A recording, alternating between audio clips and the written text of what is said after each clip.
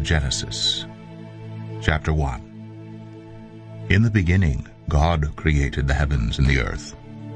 Now the earth was formless and empty. Darkness was over the surface of the deep, and the Spirit of God was hovering over the waters. And God said, "Let there be light." And there was light.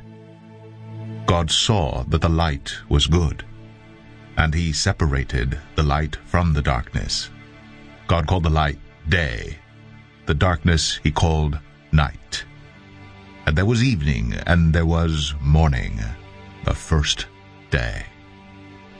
And God said, "Let there be an expanse between the waters to separate water from water." So God made the expanse, and separated the water under the expanse from the water above it. And it was so. God called the expanse sky. And there was evening, and there was morning, the second day. And God said, "Let the water under the sky be gathered to one place, and let dry ground appear."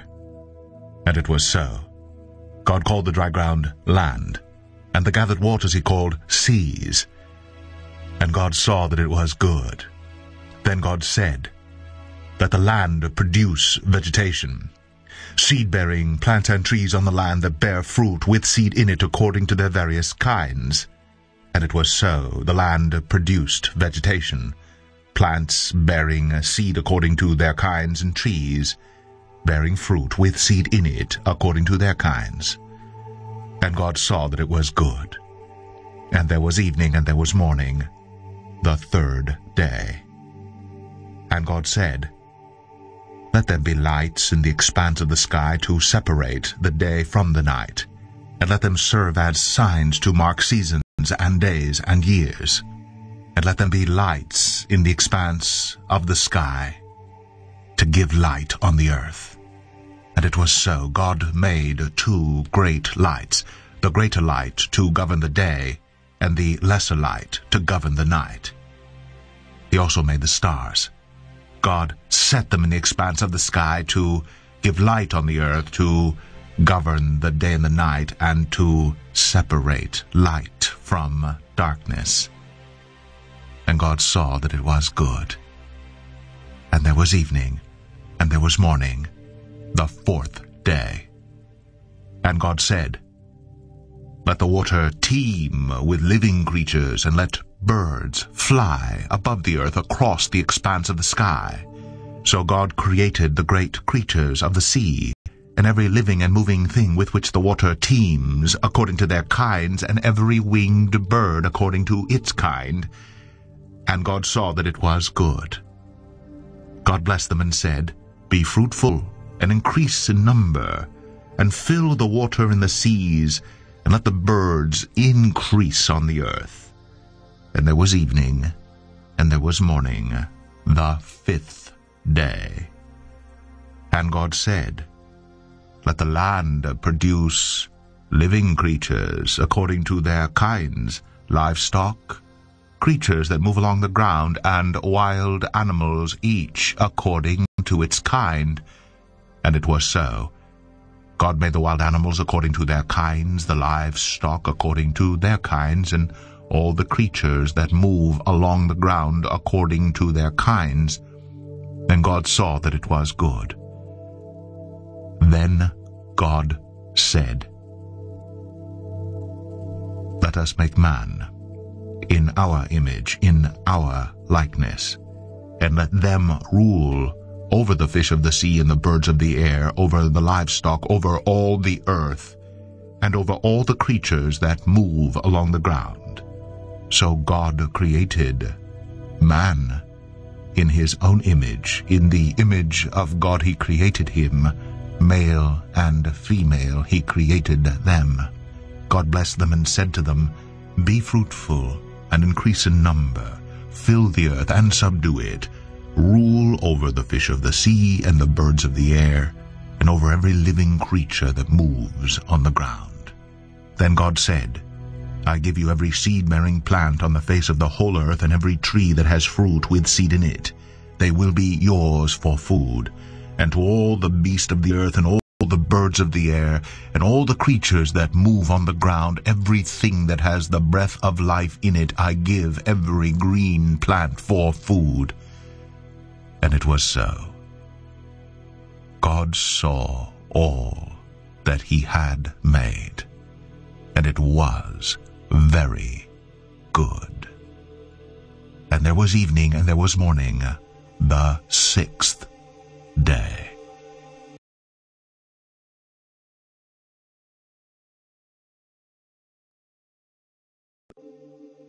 Genesis 2.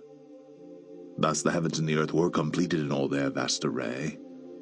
By the seventh day God had finished the work he had been doing, so on the seventh day he rested from all his work.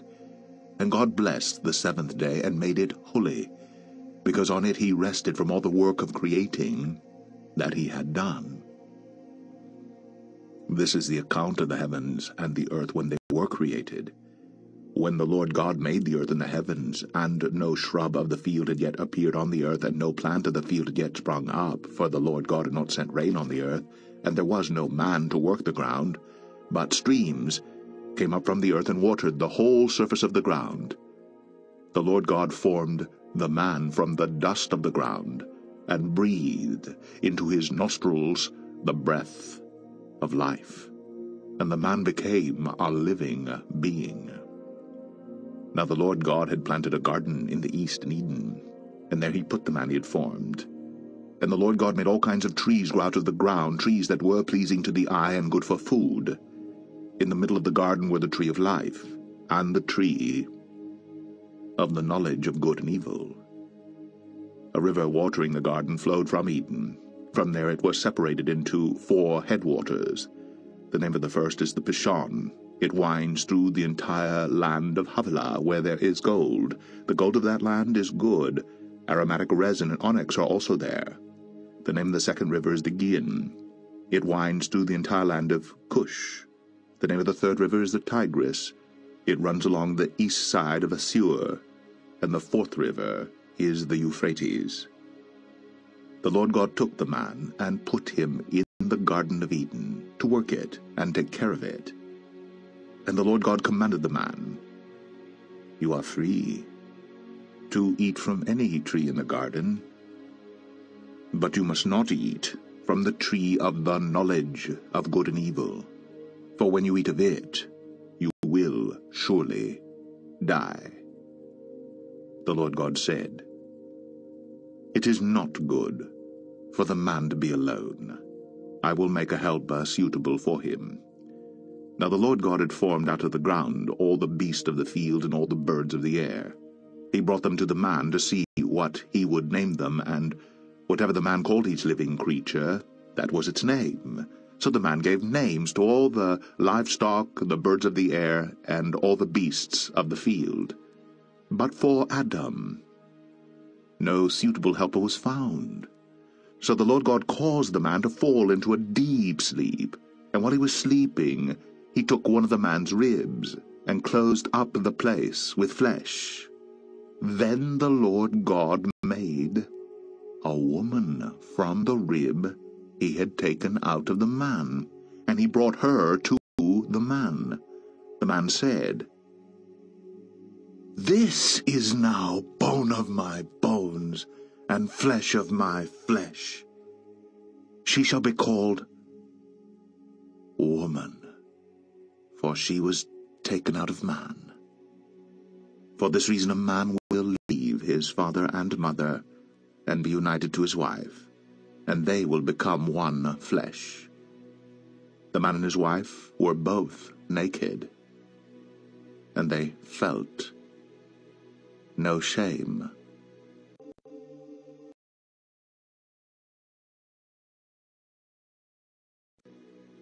Genesis 3. Now the serpent was more crafty than any of the wild animals the Lord God had made. He said to the woman, "Did God really say you must not eat from any tree in the garden?" The woman said to the serpent, "We may eat fruit from the trees in the garden, but God did say, 'You must not eat fruit from the tree that is in the middle of the garden, and you must not touch it, or you will die.'" "You will not surely die," the serpent said to the woman. "For God knows that when you eat of it, your eyes will be opened, and you will be like God, knowing good and evil." When the woman saw that the fruit of the tree was good for food, and pleasing to the eye, and also desirable for gaining wisdom, she took some and ate it. She also gave some to her husband who was with her, and he ate it. Then the eyes of both of them were opened, and they realized they were naked. So they sewed fig leaves together and made coverings for themselves. Then the man and his wife heard the sound of the Lord God as he was walking in the garden in the cool of the day, and they hid from the Lord God among the trees of the garden. But the Lord God called to the man, "Where are you?" He answered, "I heard you in the garden, and I was afraid, because I was naked, so I hid." And he said, "Who told you that you were naked? Have you eaten from the tree that I commanded you not to eat from?" The man said, "The woman you put here with me, she gave me some fruit from the tree, and I ate it." Then the Lord God said to the woman, "What is this you have done?" The woman said, "The serpent deceived me, and I ate." So the Lord God said to the serpent, "Because you have done this, cursed are you above all the livestock and all the wild animals. You will crawl on your belly, and you will eat dust all the days of your life. And I will put enmity between you and the woman, and between your offspring and hers. He will crush your head, and you will strike his heel." To the woman he said, "I will greatly increase your pains in childbearing. With pain you will give birth to children. Your desire will be for your husband, and he will rule over you." To Adam he said, "Because you listened to your wife and ate from the tree about which I commanded you, you must not eat of it. Cursed is the ground because of you. Through painful toil you will eat of it all the days of your life. It will produce thorns and thistles for you, and you will eat the plants of the field.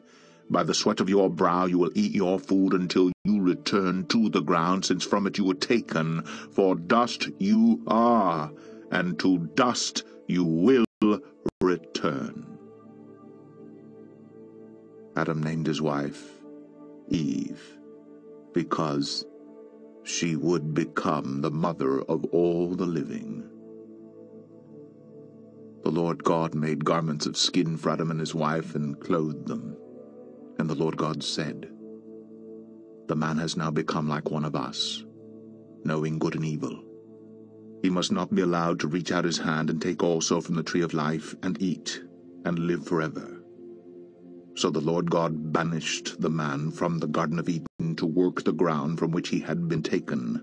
After he drove the man out, he placed on the east side of the Garden of Eden cherubim and a flaming sword flashing back and forth to guard the way to the tree of life.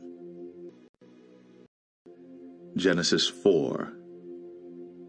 Adam lay with his wife Eve, and she became pregnant and gave birth to Cain. She said, "With the help of the Lord I have brought forth a man."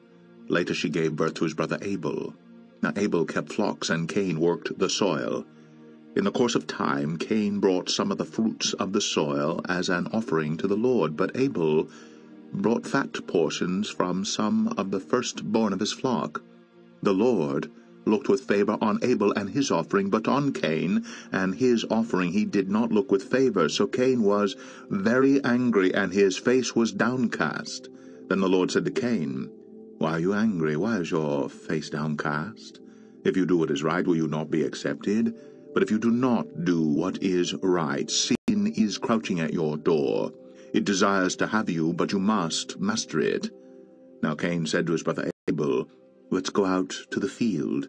And while they were in the field, Cain attacked his brother Abel and killed him.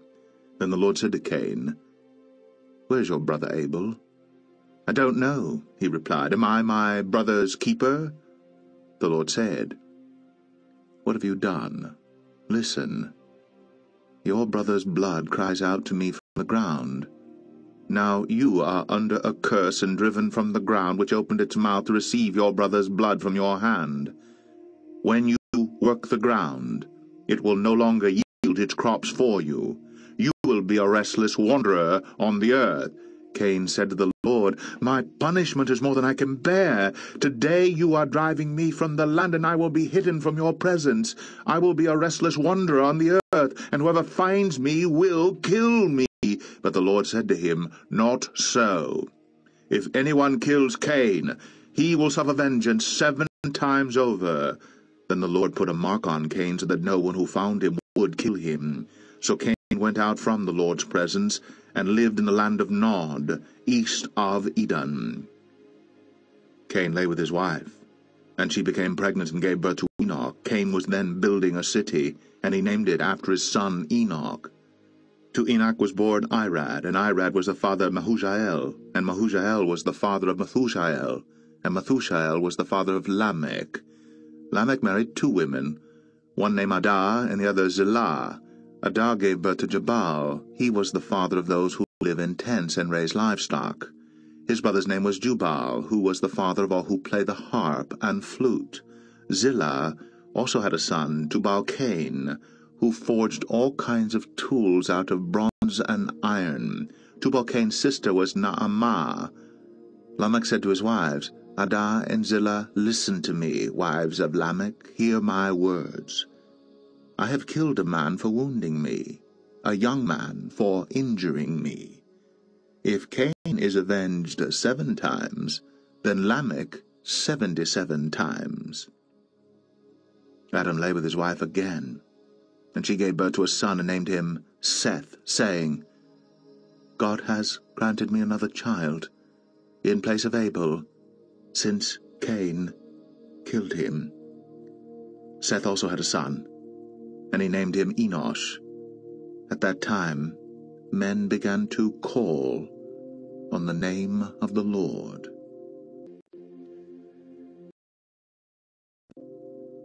Genesis 5. This is the written account of Adam's line. When God created man, he made him in the likeness of God. He created them male and female and blessed them, and when they were created, he called them man. When Adam had lived 130 years, he had a son in his own likeness, in his own image, and he named him Seth. After Seth was born, Adam lived 800 years and had other sons and daughters. Altogether, Adam lived 930 years, and then he died. When Seth had lived 105 years, he became the father of Enosh, and after he became the father of Enosh, Seth lived 807 years and had other sons and daughters. Altogether, Seth lived 912 years, and then he died. When Enosh had lived 90 years, he became the father of Canaan, and after he became the father of Canaan, Enosh lived 815 years and had other sons and daughters. Altogether, Enosh lived 905 years, and then he died.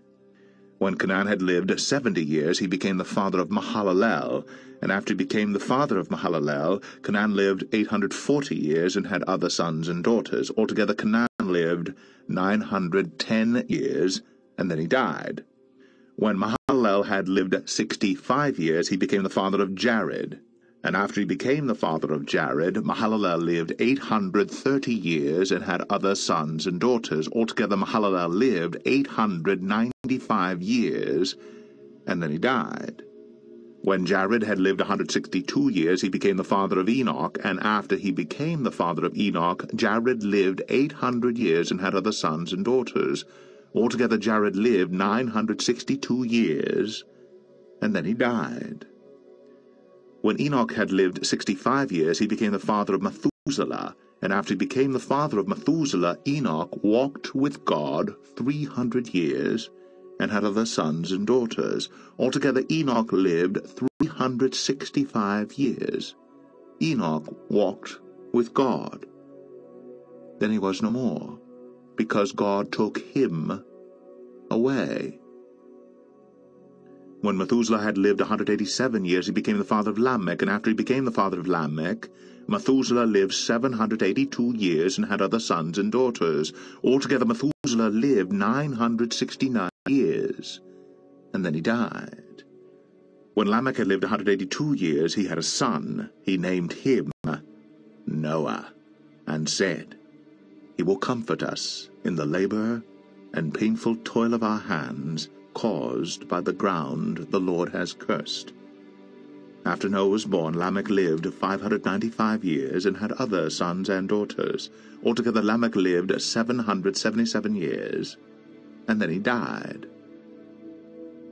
After Noah was 500 years old, he became the father of Shem, Ham, and Japheth.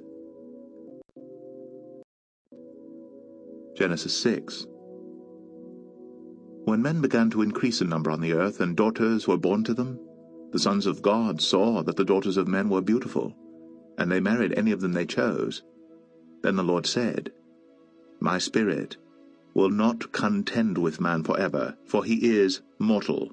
His days will be 120 years. The Nephilim were on the earth in those days, and also afterward, when the sons of God went to the daughters of men and had children by them. They were the heroes of old, men of renown. The Lord saw how great man's wickedness on the earth had become, and that every inclination of the thoughts of his heart was only evil all the time. The Lord was grieved that he had made man on the earth, and his heart was filled with pain.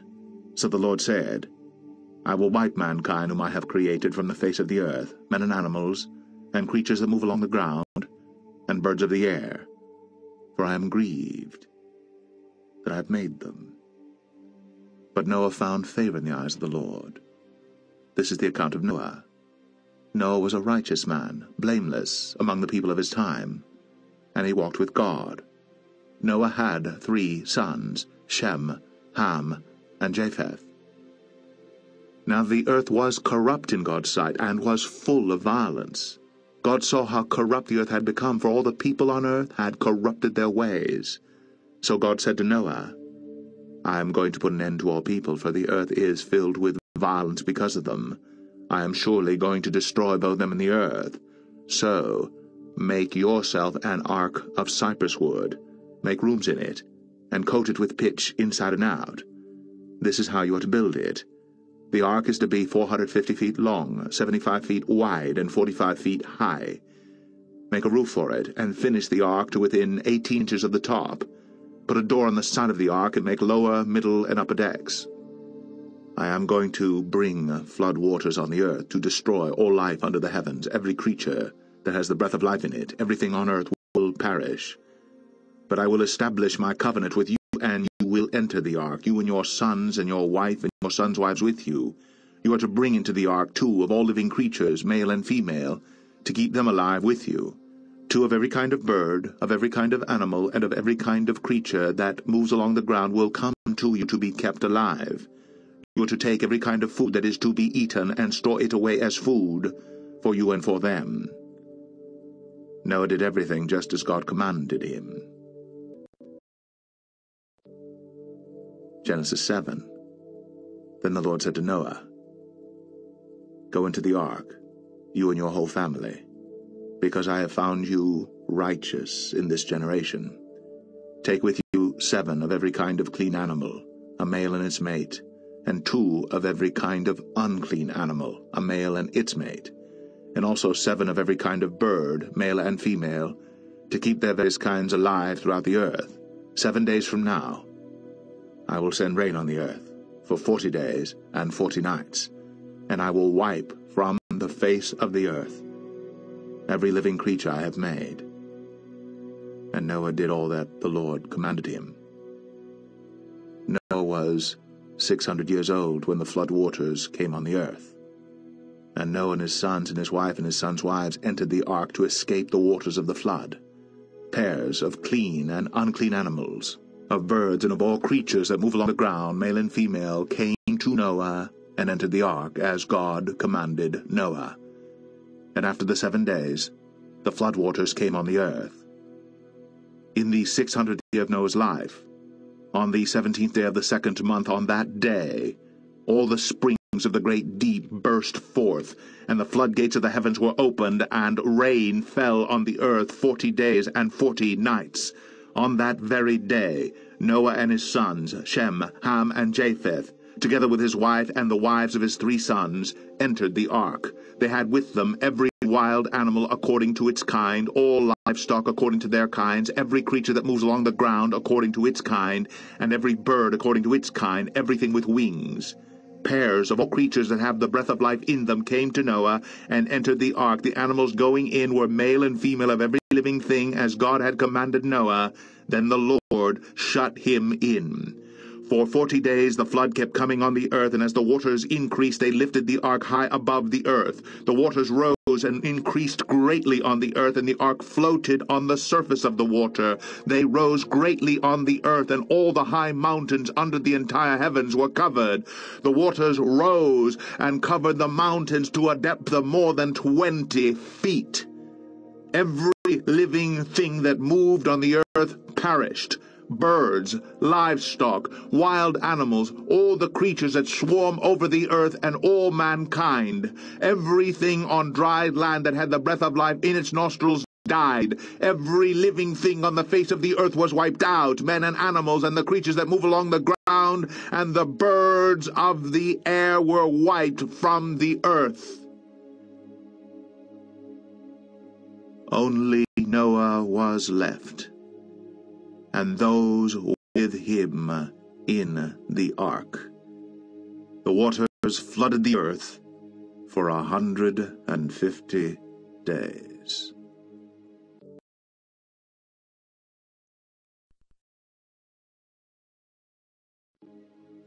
Genesis 8.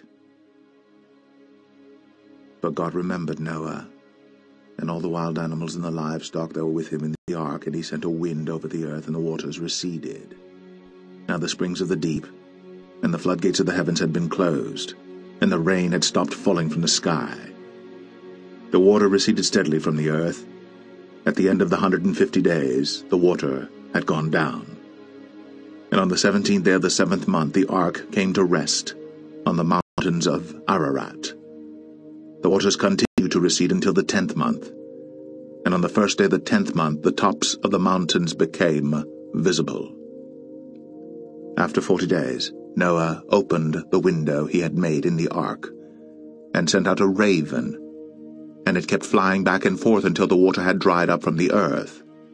Then he sent out a dove to see if the water had receded from the surface of the ground. But the dove could find no place to set its feet, because there was water over all the surface of the earth, so it returned to Noah in the ark. He reached out his hand, and took the dove, and brought it back to himself in the ark. He waited 7 more days, and again sent out the dove from the ark. When the dove returned to him in the evening, there in its beak was a freshly plucked olive leaf. Then Noah knew that the water had receded from the earth. He waited 7 more days, and sent the dove out again. But this time it did not return to him. By the first day of the 1st month of Noah's 601st year, the water had dried up from the earth. Noah then removed the covering from the ark, and saw that the surface of the ground was dry. By the 27th day of the 2nd month, the earth was completely dry. Then God said to Noah, "Come out of the ark, you and your wife, and your sons, and their wives. Bring out every kind of living creature that is with you, the birds, the animals, and all the creatures that move along the ground, so they can multiply on the earth, and be fruitful, and increase in number upon it." So Noah came out, together with his sons and his wife, and his sons' wives, and all the animals and all the creatures that move along the ground, and all the birds, everything that moves on the earth, came out of the ark, one kind after another.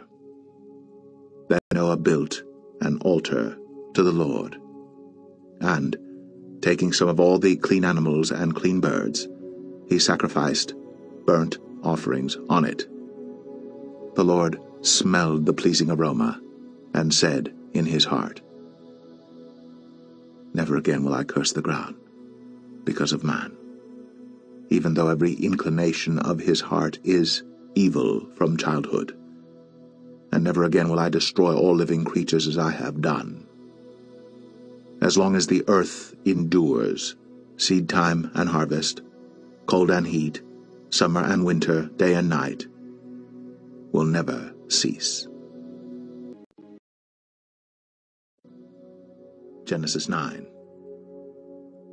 Then God blessed Noah and his sons, saying to them, Be fruitful, and increase in number, and fill the earth.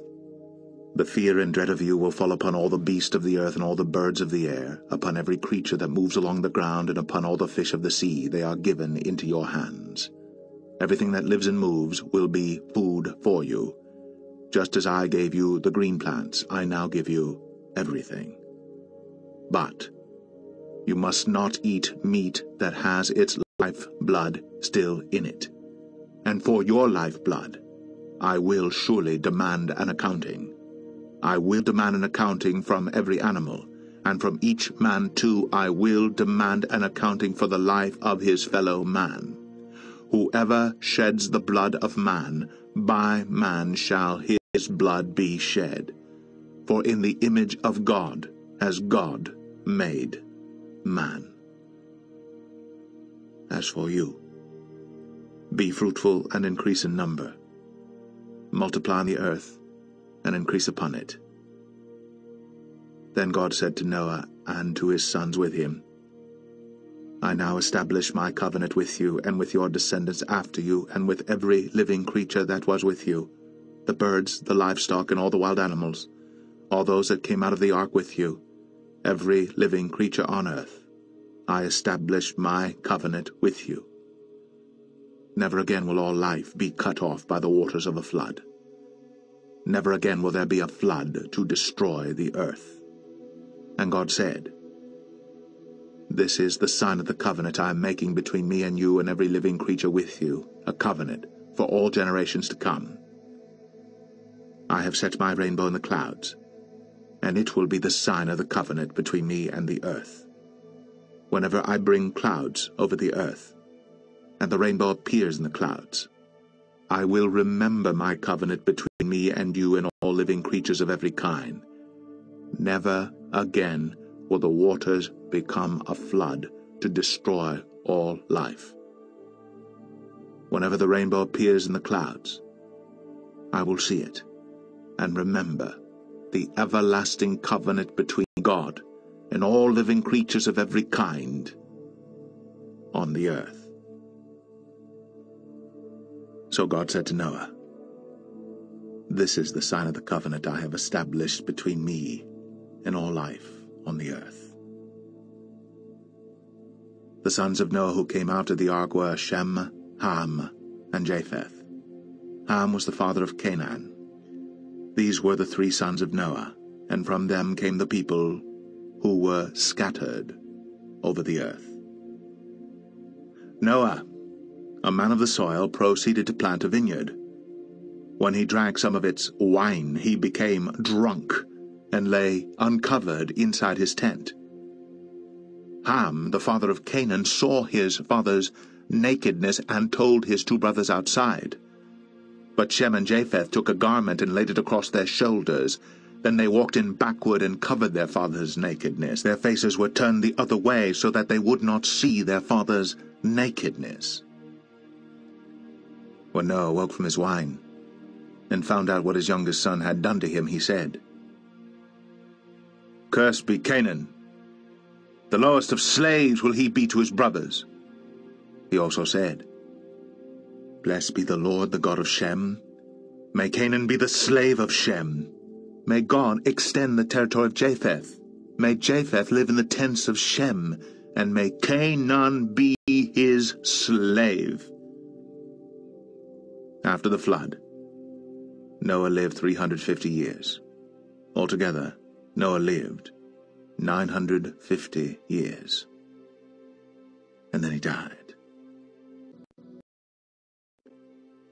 Genesis 10. This is the account of Shem, Ham, and Japheth, Noah's sons, who themselves had sons after the flood. The sons of Japheth: Gomer, Magog, Madai, Javan, Tubal, Meshech, and Tiras. The son of Gomer: Ashkenaz, Riphath, and Togarmah. The sons of Javan: Elisha, Tarshish, the Kittim, and the Rodanim. From these the maritime people spread out into their territories by their clans within their nations, each with its own language. The sons of Ham: Cush, Mizraim, Put, and Canaan. The sons of Cush: Seba, Havilah, Sabta, Ramah, and Sabteka. The sons of Ramah: Sheba and Dedan. Cush was the father of Nimrod, who grew to be a mighty warrior on the earth. He was a mighty hunter before the Lord. That is why it is said, like Nimrod, a mighty hunter before the Lord. The first centers of his kingdom were Babylon, Erech, Akkad, and Calneh in Shinar. From that land he went to Assyria, where he built Nineveh, Rehoboth-ir, Calah, and Resen, which is between Nineveh and Calah, that is the great city. Mizraim was the father of the Luddites, Anamites, Lehabites, Naphatuhites, Pathrasites, Casluhites, from whom the Philistines came, and Caphtorites. Canaan was the father of Sidon, his firstborn, and of the Hittites, Jebusites, Amorites, Girgashites, Hivites, Archites, Sinites, Arvadites, Zemarites, and Hamathites. Later, the Canaanite clans scattered, and the borders of Canaan reached from Sidon toward Gerar as far as Gaza, and then toward Sodom, Gomorrah, Admah, and Zeboim as far as Lasha. These are the sons of Ham by their clans and languages, in their territories and nations. Sons were also born to Shem, whose older brother was Japheth. Shem was the ancestor of all the sons of Eber. The sons of Shem: Elam, Assur, Arphaxad, Lud, and Aram. The sons of Aram: Uz, Hul, Gether, and Meshech. Arphaxad was the father of Shelah, and Shelah the father of Eber. 2 sons were born to Eber. One was named Peleg, because in his time the earth was divided. His brother was Joktan. Joktan was the father of Almadad, Shelef, Hazar-Maveth, Gerar, Hadoram, Uzal, Diklah, Obal, Abimael, Sheba, Ophir, Havilah, and Jobab. All these were sons of Joktan. The region where they lived stretched from Meshah towards Sephar in the eastern hill country. These are the sons of Shem by their clans and languages, in their territories and nations. These are the clans of Noah's sons, according to their lines of descent within their nations. From these the nations spread out over the earth after the flood. Genesis 11. Now the whole world had one language and a common speech. As men moved eastward, they found a plain in Shinar and settled there. They said to each other, "Come, let's make bricks and bake them thoroughly." They used brick instead of stone and tar for mortar. Then they said, "Come, let's build ourselves a city with a tower that reaches to the heavens, so that we may make a name for ourselves and not be scattered over the face of the whole earth." But the Lord came down to see the city and the tower that the men were building. The Lord said, "If as one people, speaking the same language, they have begun to do this, then nothing they plan to do will be impossible for them. Come, let's go down and confuse that language, so they will not understand each other." So the Lord scattered them from there over all the earth, and they stopped building the city. That is why it is called Babel, because there the Lord confused the language of the whole world. From there the Lord scattered them over the face of the whole earth. This is the account of Shem.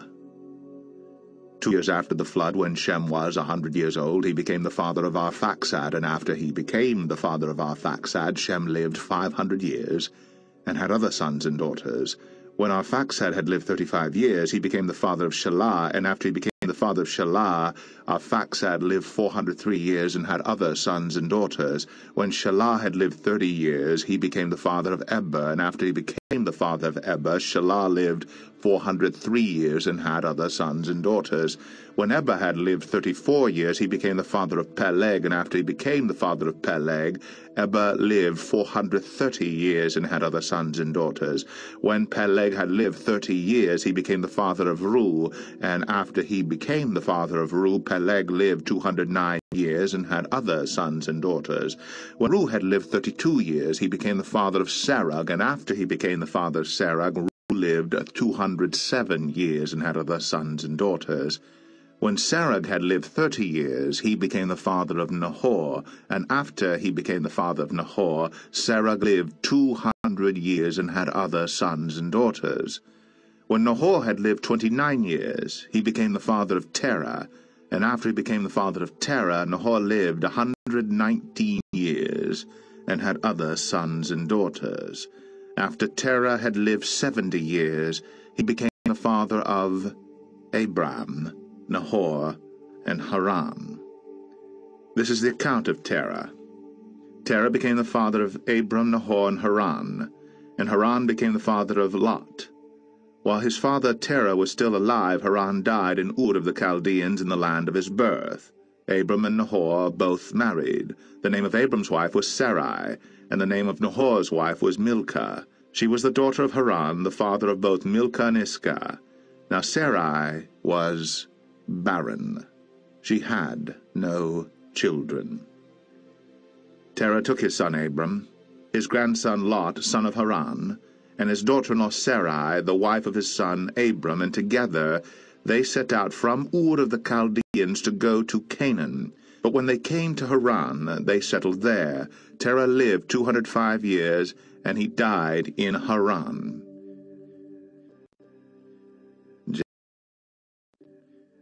Genesis 12. The Lord had said to Abram, "Leave your country, your people, and your father's household, and go to the land I will show you. I will make you into a great nation, and I will bless you. I will make your name great, and you will be a blessing. I will bless those who bless you, and whoever curses you I will curse. And all peoples on earth will be blessed through you." So Abram left as the Lord had told him, and Lot went with him. Abram was 75 years old when he set out from Haran. He took his wife Sarai, his nephew Lot, all the possessions they had accumulated, and all the people they had acquired in Haran, and they set out for the land of Canaan, and they arrived there.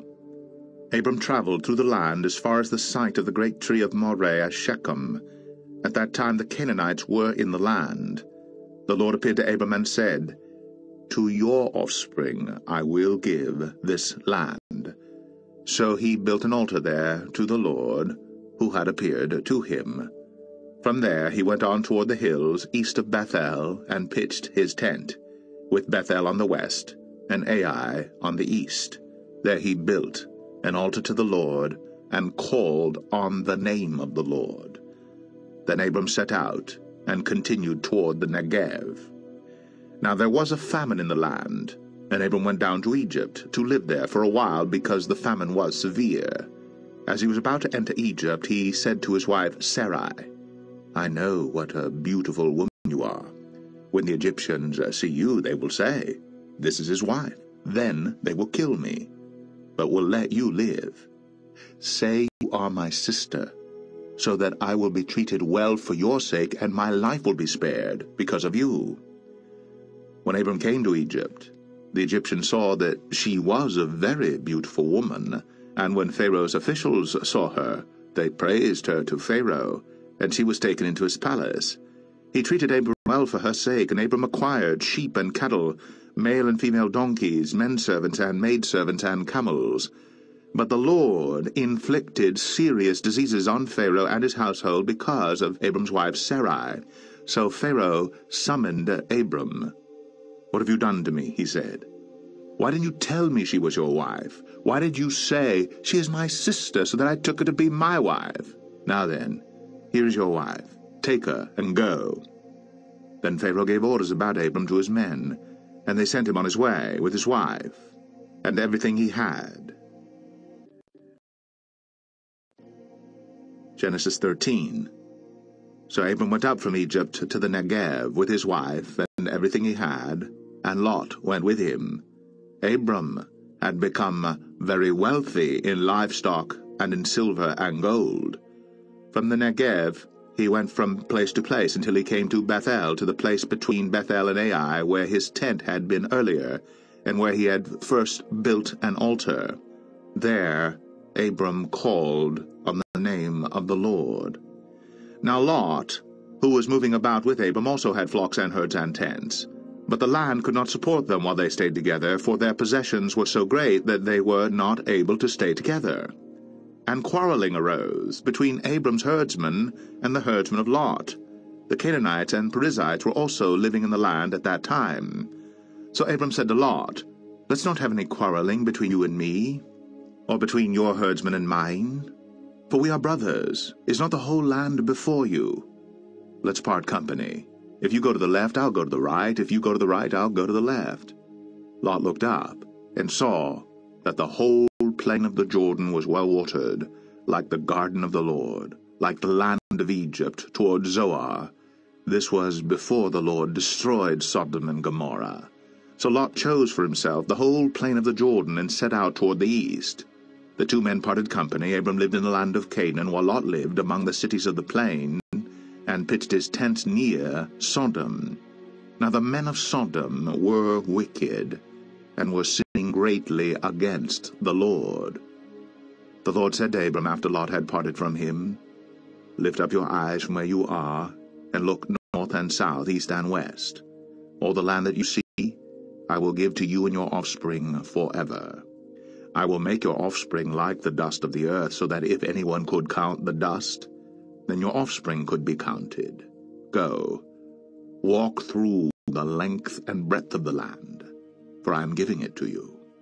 So Abram moved his tents, and went to live near the great trees of Mamre at Hebron, where he built an altar to the Lord. Genesis 14.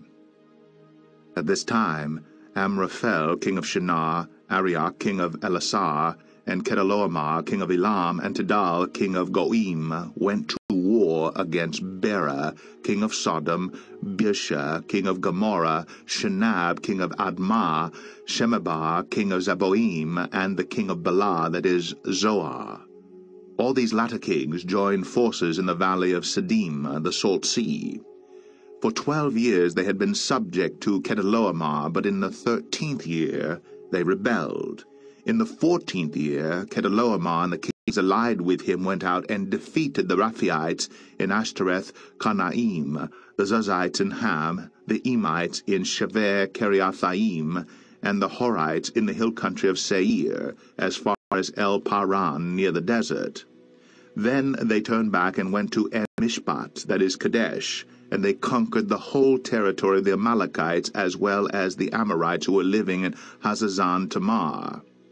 Then the king of Sodom, the king of Gomorrah, the king of Admah, the king of Zeboim, and the king of Bela, that is Zoar, marched out and drew up their battle lines in the valley of Siddim against Kedorlaomer king of Elam, Tidal king of Goim, Amraphel king of Shinar, and Arioch king of Elasar, 4 kings against 5. Now the valley of Siddim was full of tar pits, and when the kings of Sodom and Gomorrah fled, some of the men fell into them, and the rest fled to the hills. The 4 kings seized the goods of Sodom and Gomorrah, and all their food. Then they went away. They also carried off Abram's nephew Lot and his possessions, since he was living in Sodom. One who had escaped came and reported this to Abram the Hebrew. Now Abram was living near the great trees of Mamre the Amorite, a brother of Eshcol and Aner, all of whom were allied with Abram. When Abram heard that his relatives had been taken captive, he called out the 318 trained men born in his household, and went in pursuit as far as Dan. During the night Abram divided his men to attack them, and he routed them, pursuing them as far as Hobah, north of Damascus. He recovered all the goods, and brought back his relative Lot and his possessions, together with the women and the other people. After Abram returned from defeating Chedorlaomer and the kings allied with him, the king of Sodom came out to meet him in the valley of Shaveh, that is, the king's valley. Then Melchizedek, king of Salem, brought out bread and wine. He was priest of God Most High, and he blessed Abram, saying, Blessed be Abram by God Most High, Creator of heaven and earth, and blessed be God Most High, who delivered your enemies into your hand. Then Abram gave him a tenth of everything. The king of Sodom said to Abram, Give me the people, and keep the goods for yourself. But Abram said to the king of Sodom, I have raised my hand to the Lord, God Most High, Creator of heaven and earth, and have taken an oath that I will accept nothing belonging to you, not even a thread or the thong of a sandal, so that you will never be able to say, I made Abram rich. I will accept nothing but what my men have eaten, and the share that belongs to the men who went with me, to Aner, Eshcol, and Mamre. Let them have their share. Genesis 15. After this, the word of the Lord came to Abram in a vision. Do not be afraid, Abram. I am your shield, your very great reward. But Abram said, O sovereign Lord, what can you give me since I remain childless, and the one who will inherit my estate is Eliezer of Damascus? And Abram said, You have given me no children, so a servant in my household will be my heir. Then the word of the Lord came to him, This man will not be your heir, but a son coming from your own body will be your heir. He took him outside and said, Look up at the heavens, and count the stars, if indeed you can count them. Then he said to him, So shall your offspring be.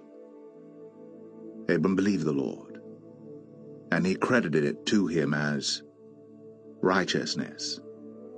He also said to him, I am the Lord, who brought you out of Ur of the Chaldeans to give you this land to take possession of it.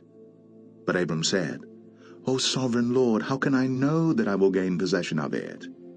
So the Lord said to him, Bring me a heifer, a goat, and a ram, each 3 years old, along with a dove and a young pigeon.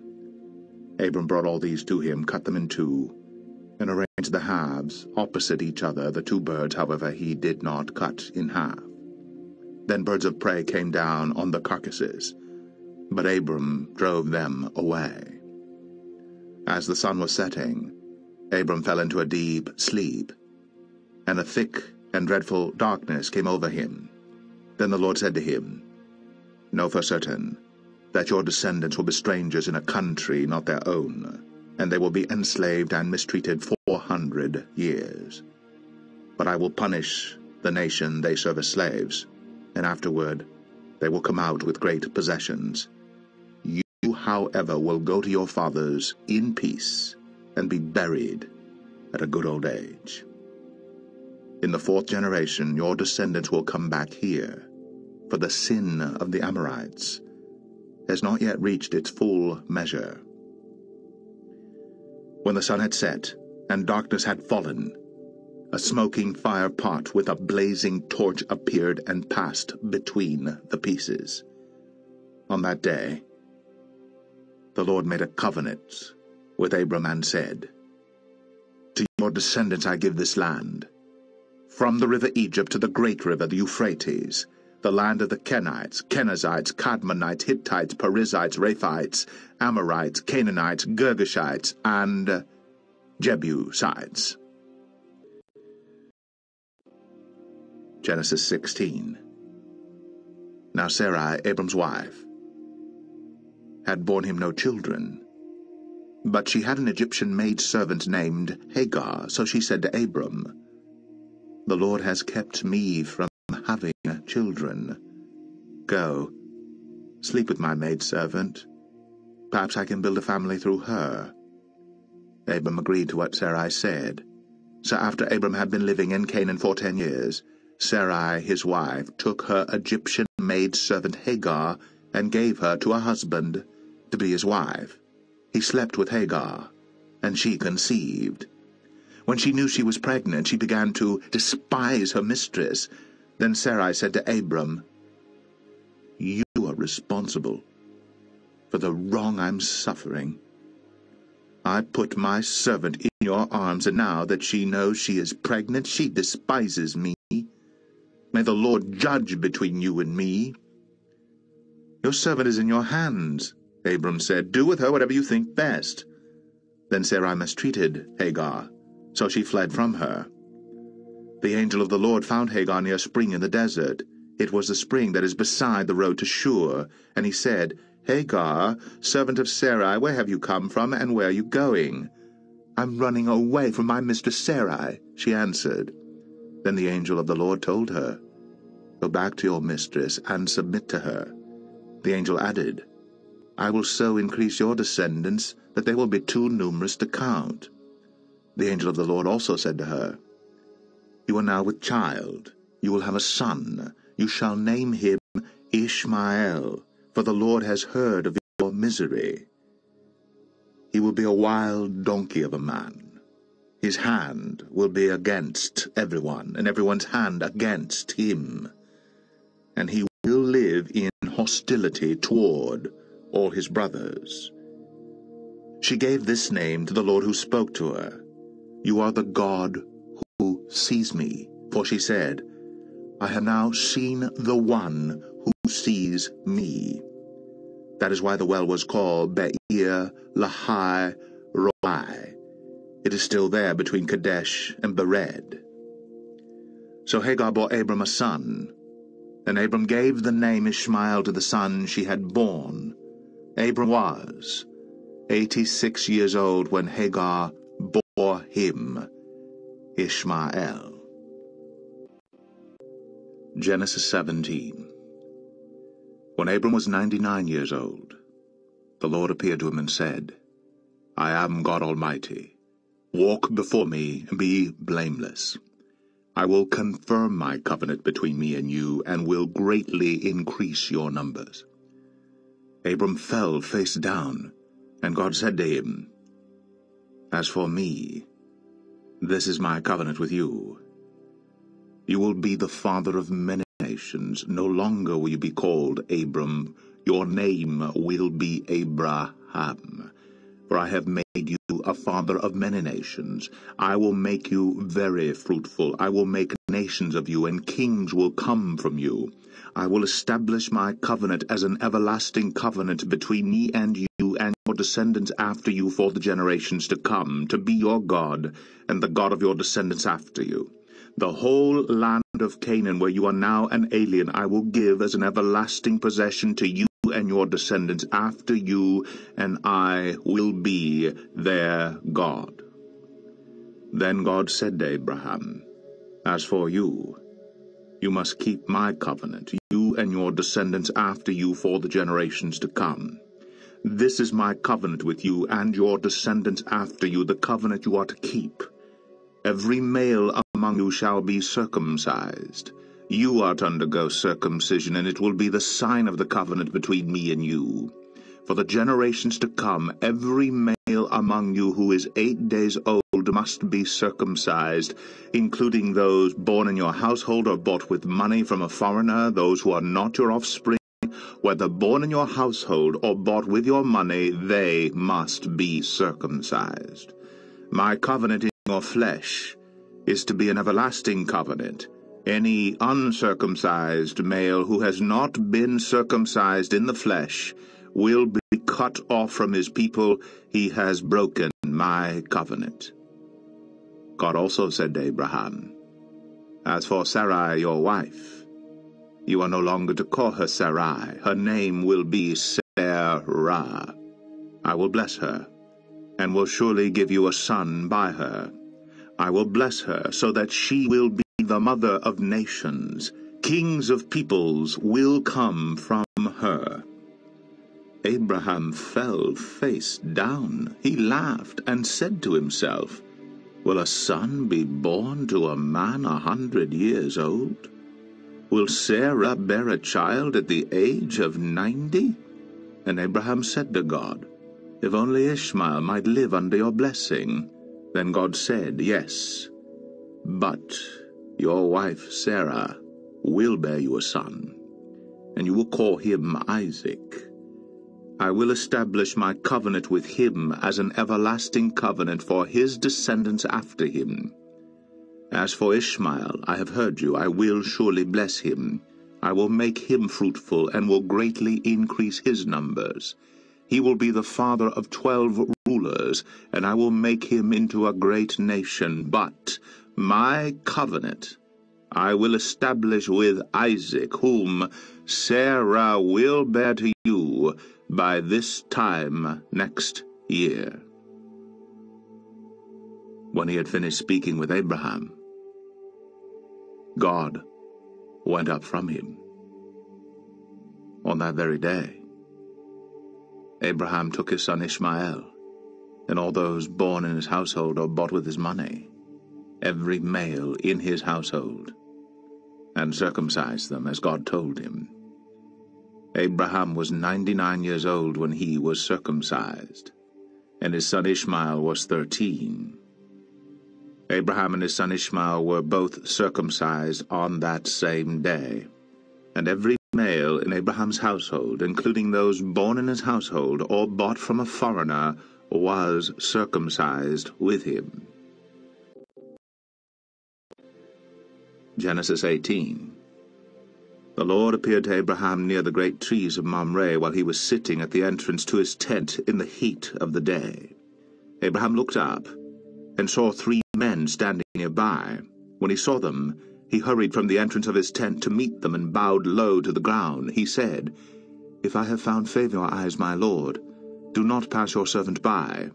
Let a little water be brought, and then you may all wash your feet and rest under this tree. Let me get you something to eat, so you can be refreshed, and then go on your way now that you have come to your servant."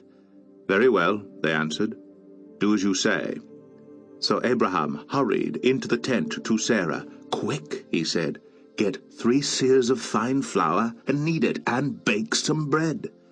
Then he ran to the herd, and selected a choice tender calf and gave it to a servant who hurried to prepare it. He then brought some curds and milk and the calf that had been prepared and set these before them. While they ate, he stood near them under a tree. "Where's your wife, Sarah?" they asked him. "There in the tent," he said. Then the Lord said, "I will surely return to you about this time next year, and Sarah your wife will have a son." Now Sarah was listening at the entrance to the tent which was behind him. Abraham and Sarah were already old and well advanced in years, and Sarah was past the age of childbearing. So Sarah laughed to herself as she thought, "After I am worn out, and my master is old, will I now have this pleasure?" Then the Lord said to Abraham, "Why did Sarah laugh and say, 'Will I really have a child now that I'm old?' Is anything too hard for the Lord? I will return to you at the appointed time next year, and Sarah will have a son." Sarah was afraid, so she lied and said, "I did not laugh." But he said, "Yes, you did laugh." When the men got up to leave, they looked down toward Sodom, and Abraham walked along with them to see them on their way. Then the Lord said, "Shall I hide from Abraham what I'm about to do? Abraham will surely become a great and powerful nation, and all nations on earth will be blessed through him. For I have chosen him, so that he will direct his children and his household after him to keep the way of the Lord by doing what is right and just, so that the Lord will bring about for Abraham what he has promised him." Then the Lord said, "The outcry against Sodom and Gomorrah is so great, and their sin is so grievous, that I will go down and see if what they have done is as bad as the outcry that has reached me. If not, I will know." The men turned away, and went toward Sodom. But Abraham remained standing before the Lord. Then Abraham approached him and said, "Will you sweep away the righteous with the wicked? What if there are 50 righteous people in the city? Will you really sweep it away and not spare the place for the sake of the 50 righteous people in it? Far be it from you to do such a thing, to kill the righteous with the wicked, treating the righteous and the wicked alike. Far be it from you. Will not the judge of all the earth do right?" The Lord said, "If I find 50 righteous people in the city of Sodom, I will spare the whole place for their sake." Then Abraham spoke up again, "Now that I've been so bold as to speak to the Lord, though I am nothing but dust and ashes, what if the number of the righteous is 5 less than 50? Will you destroy the whole city because of 5 people? If I find 45 there," he said, "I will not destroy it." Once again he spoke to him. "What if only 40 are found there?" He said, "For the sake of 40 I will not do it." Then he said, "May the Lord not be angry, but let me speak. What if only 30 can be found there?" He answered, "I will not do it if I find 30 there." Abraham said, "Now that I have been so bold as to speak to the Lord, what if only 20 can be found there?" He said, "For the sake of 20, I will not destroy it." Then he said, "May the Lord not be angry, but let me speak just once more. What if only 10 can be found there?" He answered, "For the sake of 10, I will not destroy it." When the Lord had finished speaking with Abraham, he left, and Abraham returned home. Genesis 19. The 2 angels arrived at Sodom in the evening, and Lot was sitting in the gateway of the city. When he saw them, he got up to meet them and bowed down with his face to the ground. "My lords," he said, "please, turn aside to your servant's house. You can wash your feet and spend the night, then go on your way early in the morning." "No," they answered, "we will spend the night in the square." But he insisted so strongly that they did go with him, and entered his house. He prepared a meal for them, baking bread without yeast, and they ate. Before they had gone to bed, all the men from every part of the city of Sodom, both young and old, surrounded the house. They called to Lot, "Where are the men who came to you tonight? Bring them out to us, so that we can have sex with them." Lot went outside to meet them, and shut the door behind him, and said, "No, my friends, don't do this wicked thing. Look, I have 2 daughters who have never slept with a man. Let me bring them out to you, and you can do what you like with them, but don't do anything to these men, for they have come under the protection of my roof." "Get out of our way," they replied. And they said, "This fellow came here as an alien, and now he wants to play the judge. We'll treat you worse than them." They kept bringing pressure on Lot and moved forward to break down the door. But the men inside reached out and pulled Lot back into the house and shut the door. Then they struck the men who were at the door of the house, young and old, with blindness, so that they could not find the door.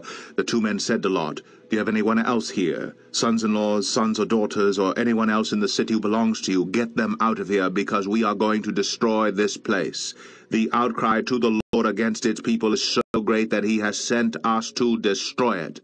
So Lot went out and spoke to his sons-in-laws, who were pledged to marry his daughters. He said, "Hurry and get out of this place, because the Lord is about to destroy the city." But his sons-in-laws thought he was joking. With the coming of dawn, the angels urged Lot, saying, "Hurry, take your wife and your 2 daughters who are here, or you will be swept away when the city is punished." When he hesitated, the men grasped his hand and the hands of his wife and of his 2 daughters and led them safely out of the city, for the Lord was merciful to them. As soon as they had brought them out, one of them said, "Flee for your lives. Don't look back and don't stop anywhere in the plain. Flee to the mountains, or you will be swept away." But Lot said to them, "No, my lords, please. Your servant has found favor in your eyes, and you have shown great kindness to me in sparing my life. But I can't flee to the mountains. This disaster will overtake me, and I'll die. Look, here is a town near enough to run to, and it is small. Let me flee to it. It is very small, isn't it? Then my life will be spared." He said to him, "Very well, I will grant this request too. I will not overthrow the town you speak of, but flee there quickly, because I cannot do anything until you reach it." That is why the town was called Zoar. By the time Lot reached Zoar, the sun had risen over the land. Then the Lord rained down burning sulfur on Sodom and Gomorrah from the Lord out of the heavens. Thus he overthrew those cities and the entire plain, including all those living in the cities, and also the vegetation in the land. But Lot's wife looked back, and she became a pillar of salt. Early the next morning Abraham got up and returned to the place where he had stood before the Lord. He looked down toward Sodom and Gomorrah, toward all the land of the plain, and he saw dense smoke rising from the land like smoke from a furnace. So when God destroyed the cities of the plain, he remembered Abraham, and he brought Lot out of the catastrophe that overthrew the cities where Lot had lived. Lot and his 2 daughters left Zoar and settled in the mountains, for he was afraid to stay in Zoar. He and his 2 daughters lived in a cave. One day the older daughter said to the younger, "Our father is old, and there is no man around here to lie with us, as is the custom all over the earth. Let's get our father to drink wine, and then lie with him, and preserve our family line through our father." That night they got their father to drink wine, and the older daughter went in and lay with him. He was not aware of it when she lay down or when she got up. The next day the older daughter said to the younger, "Last night I lay with my father. Let's get him to drink wine again tonight, and you go in and lie with him so we can preserve our family line through our father." So they got their father to drink wine that night also, and the younger daughter went and lay with him. Again, he was not aware of it when she lay down or when she got up. So both of Lot's daughters became pregnant by their father. The older daughter had a son, and she named him Moab. He is the father of the Moabites of today. The younger daughter also had a son, and she named him Ben-Ami. He is the father of the Ammonites of today.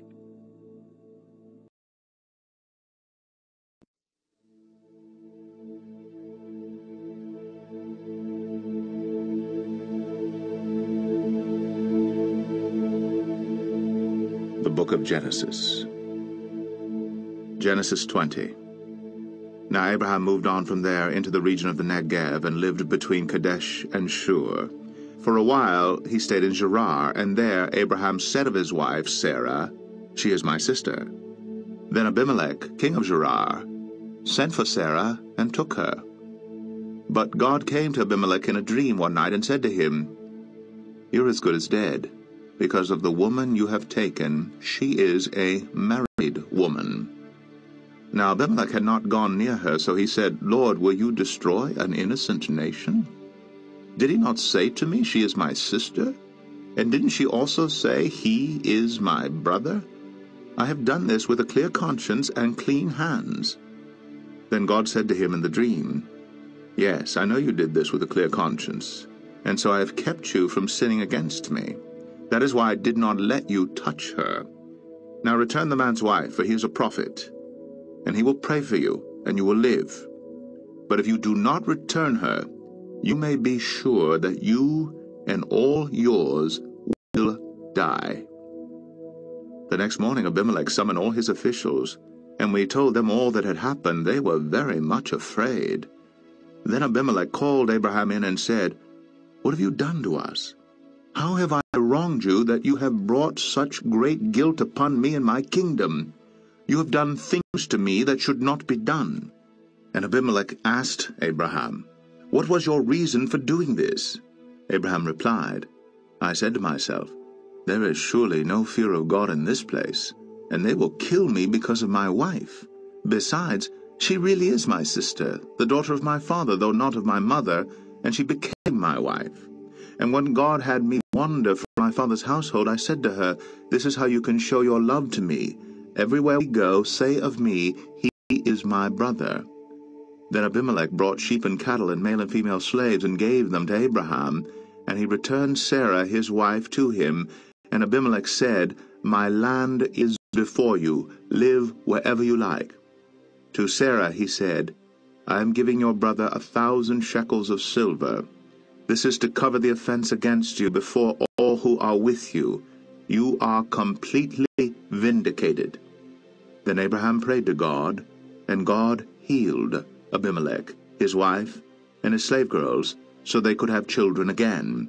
For the Lord had closed up every womb in Abimelech's household because of Abram's wife, Sarah. Genesis 21. Now the Lord was gracious to Sarah, as he had said, and the Lord did for Sarah what he had promised. Sarah became pregnant and bore a son to Abraham in his old age at the very time God had promised him. Abraham gave the name Isaac to the son Sarah bore him. When his son Isaac was 8 days old, Abraham circumcised him as God commanded him. Abraham was 100 years old when his son Isaac was born to him. Sarah said, God has brought me laughter, and everyone who hears about this will laugh with me. And she added, Who would have said to Abraham that Sarah would nurse children? Yet I have borne him a son in his old age. The child grew and was weaned, and on the day Isaac was weaned, Abraham held a great feast. But Sarah saw that the son whom Hagar the Egyptian had borne to Abraham was mocking, and she said to Abraham, Get rid of that slave woman and her son, for that slave woman's son will never share in the inheritance with my son Isaac. The matter distressed Abraham greatly because it concerned his son. But God said to him, Do not be so distressed about the boy and your maidservant. Listen to whatever Sarah tells you, because it is through Isaac that your offspring will be reckoned. I will make the son of the maidservant into a nation also, because he is your offspring. Early the next morning Abraham took some food in a skin of water and gave them to Hagar. She set them off on her shoulders, and then sent her off with the boy. She went on her way and wandered in the desert of Beersheba. When the water in the skin was gone, she put the boy under one of the bushes. Then she went off and sat down nearby, about a bowshot away, for she thought, I cannot watch the boy die. And as she sat there nearby, she began to sob. God heard the boy crying, and the angel of God called to Hagar from heaven and said to her, What's the matter, Hagar? Do not be afraid. God has heard the boy crying as he lies there. Lift the boy up and take him by the hand, for I will make him into a great nation. Then God opened her eyes, and she saw a well of water. So she went and filled the skin with water and gave the boy a drink. God was with the boy as he grew up. He lived in the desert and became an archer. While he was living in the desert of Paran, his mother got a wife for him from Egypt. At that time Abimelech and Phicol, the commander of his forces, said to Abraham, God is with you in everything you do. Now swear to me, here, before God, that you will not deal falsely with me or my children or my descendants. Show to me and the country where you are living as an alien the same kindness I have shown to you. Abraham said, I swear it. Then Abraham complained to Abimelech about a well of water that Abimelech's servants had seized. But Abimelech said, I don't know who has done this. You did not tell me. I heard about it only today. So Abraham brought sheep and cattle and gave them to Abimelech, and the two men made a treaty. Abraham set apart 7 ewe lambs from the flock, and Abimelech asked Abraham, What is the meaning of these 7 ewe lambs you have set apart by themselves? He replied, Accept these 7 lambs from my hand as a witness that I dug this well. So that place was called Beersheba, because the 2 men swore an oath there. After the treaty had been made at Beersheba, Abimelech and Phicol, the commander of his forces, returned to the land of the Philistines. Abraham planted a tamarisk tree in Beersheba, and there he called upon the name of the Lord, the eternal God. And Abraham stayed in the land of the Philistines for a long time. Genesis 22. Sometime later, God tested Abraham. He said to him, "Abraham." "Here I am," he replied. Then God said, "Take your son, your only son Isaac, whom you love, and go to the region of Moriah. Sacrifice him there as a burnt offering on one of the mountains I will tell you about." Early the next morning, Abraham got up and saddled his donkey. He took with him 2 of his servants and his son Isaac. When he had cut enough wood for the burnt offering, he set out for the place God had told him about. On the 3rd day, Abraham looked up and saw the place in the distance. He said to the servants, "Stay here with the donkey, while I and the boy go over there. We will worship, then we will come back to you." Abraham took the wood for the burnt offering and placed it on his son Isaac, and he himself carried the fire and the knife. As the 2 of them went on together, Isaac spoke up and said to his father Abraham, "Father?" "Yes, my son," Abraham replied. "The fire and the wood are here," Isaac said. "But where is the lamb for the burnt offering?" Abraham answered, "God himself will provide the lamb for the burnt offering, my son." And the 2 of them went on together. When they reached the place God had told him about, Abraham built an altar there and arranged the wood on it. He bound his son Isaac and laid him on the altar on top of the wood. Then he reached out his hand and took the knife to slay his son. But the angel of the Lord called out to him from heaven, "Abraham, Abraham." "Here I am," he replied. "Do not lay a hand on the boy," he said. "Do not do anything to him. Now I know that you fear God, because you have not withheld from me your son, your only son." Abraham looked up, and there in a thicket he saw a ram caught by its horns. He went over and took the ram and sacrificed it as a burnt offering instead of his son. Abraham called that place, "The Lord will provide." And to this day it is said, "On the mountain of the Lord it will be provided." The angel of the Lord called to Abraham from heaven a second time and said, "I swear by myself, declares the Lord, that because you have done this, and have not withheld your son, your only son, I will surely bless you, and make your descendants as numerous as the stars in the sky, and as the sand on the seashore. Your descendants will take possession of the cities of their enemies, and through your offspring all nations on earth will be blessed, because you have obeyed me." Then Abraham returned to his servants, and they set off together for Beersheba. And Abraham stayed in Beersheba. Sometime later Abraham was told, "Milcah is also a mother. She has borne sons to your brother Nahor, Uz the firstborn, Buz his brother, Kemuel the father of Aram, Kesed, Hazo, Pildash, Jidlaph, and Bethuel. Bethuel became the father of Rebekah. Milcah bore these 8 sons to Abraham's brother Nahor. His concubine, whose name was Reumah, also had sons, Tebah, Gaham, Tahash, and Maacah. Genesis 23. Sarah lived to be 127 years old. She died at Kiriath Arba, that is Hebron, in the land of Canaan. And Abraham went to mourn for Sarah, and to weep over her. Then Abraham rose from beside his dead wife, and spoke to the Hittites. He said, "I am an alien, and a stranger among you. Sell me some property for a burial site here, so I can bury my dead." The Hittites replied to Abraham, "Sir, listen to us. You are a mighty prince among us. Bury your dead in the choicest of our tombs. None of us will refuse you his tomb for burying your dead."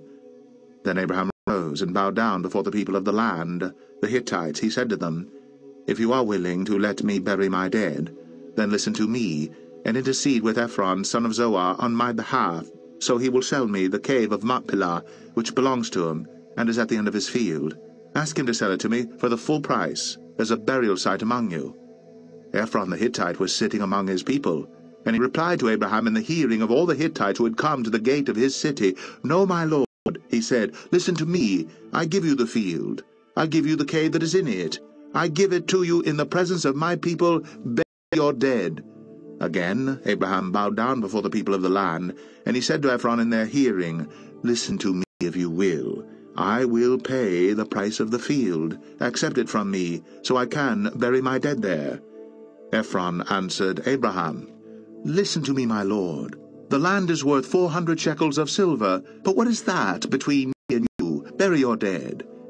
Abraham agreed to Ephron's terms, and weighed out for him the price he had named in the hearing of the Hittites, 400 shekels of silver, according to the weight current among the merchants.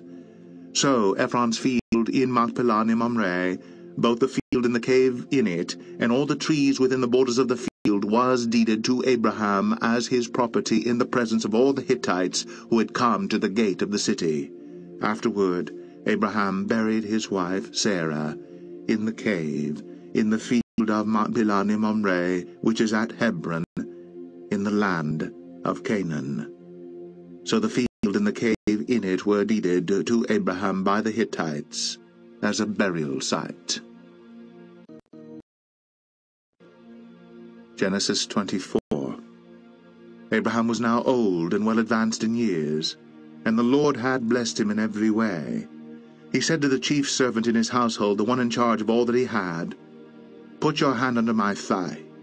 I want you to swear by the Lord, the God of heaven and the God of earth, that you will not get a wife for my son from the daughters of the Canaanites among whom I am living, but will go to my country and my own relatives and get a wife for my son Isaac." The servant asked him, "What if the woman is unwilling to come back with me to this land? Shall I then take your son back to the country you came from?" "Make sure that you do not take my son back there," Abraham said. "The Lord, the God of heaven, who brought me out of my father's household and my native land, and who spoke to me and promised me on oath, saying, 'To your offspring I will give this land,' he will send his angel before you so that you can get a wife for my son from there. If the woman is unwilling to come back with you, then you will be released from this oath of mine. Only do not take my son back there." So the servant put his hand under the thigh of his master Abraham, and swore an oath to him concerning this matter. Then the servant took 10 of his master's camels and left, taking with him all kinds of good things from his master. He set out for Aram Naharaim, and made his way to the town of Nahor. He had the camels kneel down near the well outside the town. It was toward evening, the time the women go out to draw water. Then he prayed, "O Lord, God of my master Abraham, give me success today, and show kindness to my master Abraham. See, I am standing beside this spring, and the daughters of the townspeople are coming out to draw water. May it be that when I say to a girl, 'Please let down your jar that I may have a drink,' and she says, 'Drink, and I'll water your camels too,' let her be the one you have chosen for your servant Isaac. By this I will know that you have shown kindness to my master." Before he had finished praying, Rebekah came out, with her jar on her shoulder. She was the daughter of Bethuel, son of Milcah, who was the wife of Abraham's brother Nahor. The girl was very beautiful, a virgin. No man had ever lain with her. She went down to the spring, filled her jar, and came up again. The servant hurried to meet her and said, "Please, give me a little water from your jar." "Drink, my lord," she said, and quickly lowered the jar to her hands and gave him a drink. After she had given him a drink, she said, "I'll draw water for your camels too, until they have finished drinking." So she quickly emptied her jar into the trough, ran back to the well to draw more water, and drew enough for all his camels. Without saying a word, the man watched her closely to learn whether or not the Lord had made his journey successful. When the camels had finished drinking, the man took out a gold nose ring weighing a becker and 2 gold bracelets weighing 10 shekels. Then he asked, "Whose daughter are you? Please tell me, is there room in your father's house for us to spend the night?" She answered him, "I am the daughter of Bethuel, the son that Milcah bore to Nahor." And she added, "We have plenty of straw and fodder, as well as room for you to spend the night." Then the man bowed down and worshipped the Lord, saying, "Praise be to the Lord, the God of my master Abraham, who has not abandoned his kindness and faithfulness to my master. As for me, the Lord has led me on the journey to the house of my master's relatives." The girl ran and told her mother's household about these things. Now Rebekah had a brother named Laban, and he hurried out to the man at the spring. As soon as he had seen the nose ring and the bracelets on his sister's arms, and had heard Rebekah tell what the man said to her, he went out to the man, and found him standing by the camels near the spring.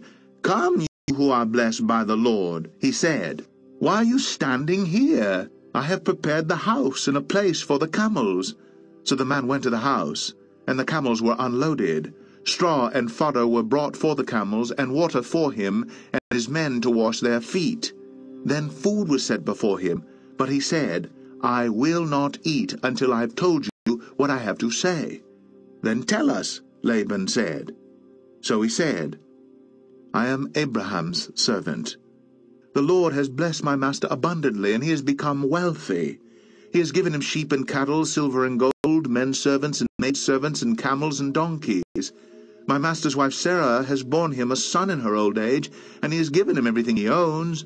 And my master made me swear an oath and said, 'You must not get a wife for my son from the daughters of the Canaanites in whose land I live, but go to my father's family, and to my own clan, and get a wife for my son.'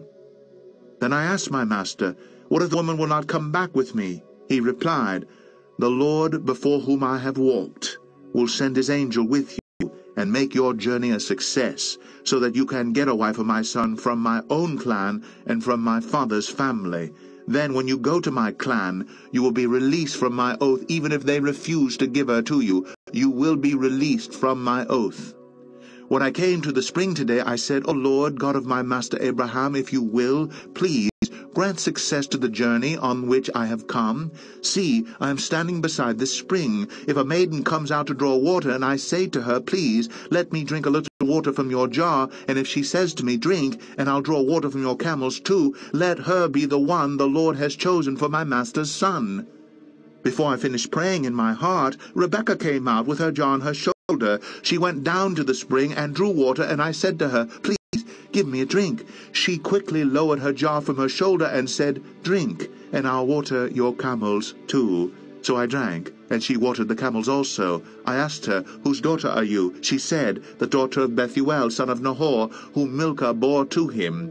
Then I put the ring in her nose, and the bracelets on her arms, and I bowed down and worshipped the Lord. I praised the Lord, the God of my master Abraham, who had led me on the right road to get the granddaughter of my master's brother for his son. Now if you will show kindness and faithfulness to my master, tell me, and if not, tell me, so I may know which way to turn." Laban and Bethuel answered, "This is from the Lord. We can say nothing to you one way or the other. Here is Rebekah. Take her and go, and let her become the wife of your master's son, as the Lord has directed."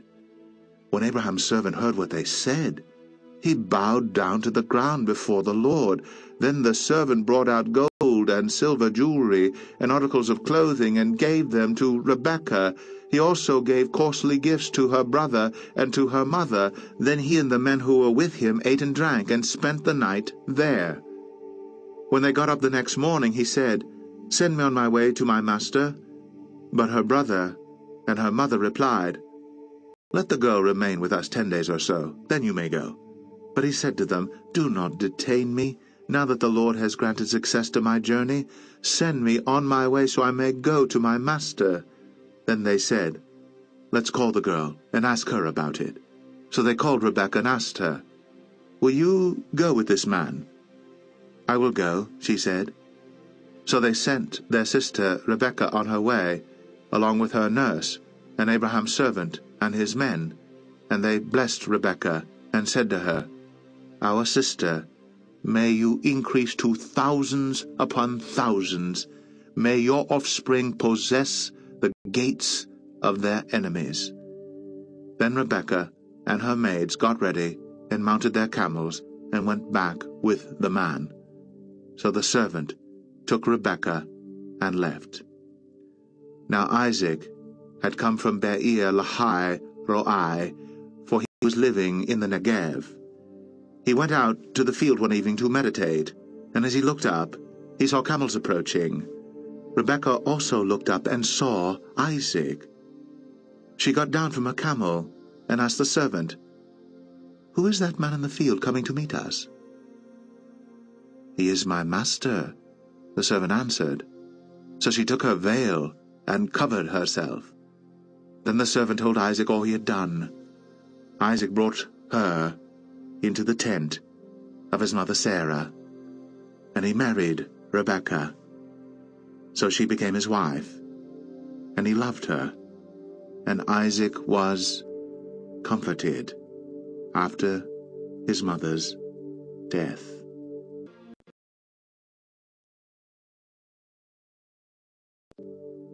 Genesis 25. Abraham took another wife, whose name was Keturah. She bore him Zimran, Jokshan, Medan, Midian, Ishbak, and Shua. Jokshan was the father of Sheba and Dedan. The descendants of Dedan were the Asherites, the Letushites, and the Leumites. The sons of Midian were Ephah, Epher, Hanok, Abida, and Eldaah. All these were descendants of Keturah. Abraham left everything he owned to Isaac. But while he was still living, he gave gifts to the sons of his concubines, and sent them away from his son Isaac to the land of the east. Altogether Abraham lived 175 years. Then Abraham breathed his last and died, at a good old age, an old man and full of years, and he was gathered to his people. His sons Isaac and Ishmael buried him in the cave of Machpelah near Mamre, in the field of Ephron son of Zohar the Hittite, the field Abraham had bought from the Hittites. There Abraham was buried with his wife Sarah. After Abraham's death, God blessed his son Isaac, who then lived near Beer Lahai Roi. This is the account of Abraham's son Ishmael, whom Sarah's maidservant Hagar the Egyptian bore to Abraham. These are the names of the sons of Ishmael, listed in the order of their birth: Nebaioth, the firstborn of Ishmael, Kedar, Adbeel, Mibsam, Mishma, Dumah, Massa, Hadad, Timah, Jetur, Naphish, and Kedemah. These were the sons of Ishmael, and these are the names of the 12 tribal rulers according to their settlements and camps. Altogether Ishmael lived 137 years. He breathed his last and died, and he was gathered to his people. His descendants settled in the area from Havilah to Shur, near the border of Egypt, as you go toward Ashur, and they lived in hostility toward all their brothers. This is the account of Abraham's son Isaac. Abraham became the father of Isaac, and Isaac was 40 years old when he married Rebekah, daughter of Bethuel the Aramean from Padam Aram, and sister of Laban the Aramean. Isaac prayed to the Lord on behalf of his wife because she was barren. The Lord answered his prayer, and his wife Rebekah became pregnant. The babies jostled each other within her, and she said, "Why is this happening to me?" So she went to inquire of the Lord. The Lord said to her, 2 nations are in your womb, and 2 peoples from within you will be separated. One people will be stronger than the other, and the older will serve the younger. When the time came for her to give birth, there were twin boys in her womb. The first to come out was red, and his whole body was like a hairy garment, so they named him Esau. After this his brother came out with his hand grasping Esau's heel, so he was named Jacob. Isaac was 60 years old when Rebekah gave birth to them. The boys grew up, and Esau became a skillful hunter, a man of the open country, while Jacob was a quiet man staying among the tents. Isaac, who had a taste for wild game, loved Esau, but Rebekah loved Jacob. Once, when Jacob was cooking some stew, Esau came in from the open country, famished. He said to Jacob, "Quick, let me have some of that red stew. I'm famished." That is why he was also called Edom.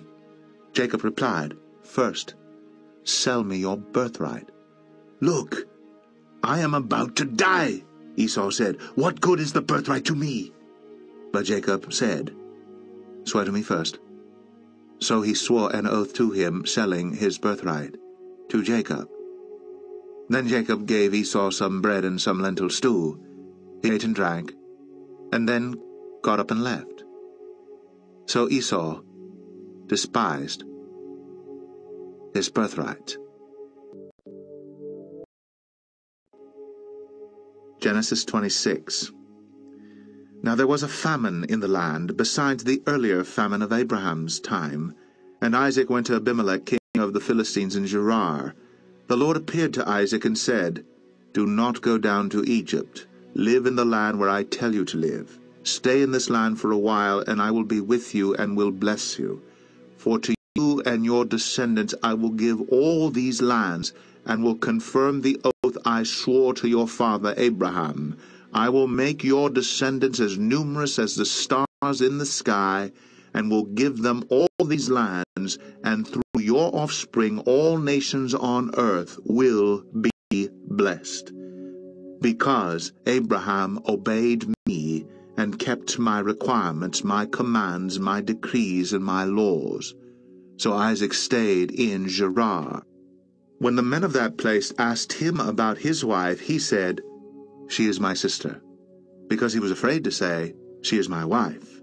He thought, "The men of this place might kill me on account of Rebekah, because she is beautiful."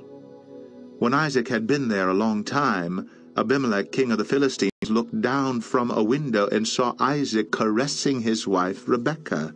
So Abimelech summoned Isaac and said, "She is really your wife. Why did you say she is my sister?" Isaac answered him, "Because I thought I might lose my life on account of her." Then Abimelech said, "What is this you've done to us? One of the men might well have slept with your wife, and you would have brought guilt upon us."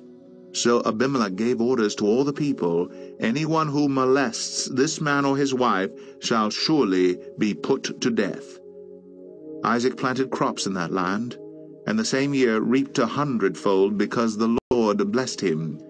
The man became rich, and his wealth continued to grow until he became very wealthy. He had so many flocks and herds and servants that the Philistines envied him. So all the wells that his father's servants had dug in the time of his father Abraham, the Philistines stopped up, filling them with earth. Then Abimelech said to Isaac, "Move away from us. You have become too powerful for us." So Isaac moved away from there and encamped in the valley of Gerar and settled there. Isaac reopened the wells that had been dug in the time of his father Abraham, which the Philistines had stopped up after Abraham died, and he gave them the same names his father had given them. Isaac's servants dug in the valley and discovered a well of fresh water there. But the herdsmen of Gerar quarreled with Isaac's herdsmen and said, "The water is ours." So he named the well Esek, because they disputed with him. Then they dug another well, but they quarreled over that one also, so he named it Sitnah. He moved on from there and dug another well, and no one quarreled over it. He named it Rehoboth, saying, "Now the Lord has given us room." and we will flourish in the land." From there he went up to Beersheba. That night the Lord appeared to him and said, "I am the God of your father Abraham. Do not be afraid, for I am with you. I will bless you and will increase the number of your descendants for the sake of my servant Abraham." Isaac built an altar there and called on the name of the Lord. There he pitched his tent, and there his servants dug a well. Meanwhile Abimelech had come to him from Gerar with Ahuzath, his personal adviser, and Phicol, the commander of his forces. Isaac asked him, "Why have you come to me, since you were hostile to me and sent me away?" They answered, "We saw clearly that the Lord was with you, so we said, 'There ought to be a sworn agreement between us and you. Let us make a treaty with you that you will do us no harm, just as we did not molest you, but always treated you well and sent you away in peace. And now you are blessed by the Lord.'" Isaac then made a feast for them, and they ate and drank. Early the next morning the men swore an oath to each other. Then Isaac sent them on their way, and they left him in peace. That day Isaac's servants came and told him about the well they had dug. They said, "We found water." He called it Sheba, and to this day the name of the town has been Beersheba. When Esau was 40 years old, he married Judith, daughter of Beri the Hittite, and also Basemath, daughter of Elon the Hittite. They were a source of grief to Isaac and Rebekah. Genesis 27. When Isaac was old, and his eyes were so weak that he could no longer see, he called for Esau his older son and said to him, "My son?" "Here I am," he answered. Isaac said, "I am now old, and I don't know the day of my death. Now then, get your weapons, your quiver and bow, and go out to the open country to hunt some wild game for me.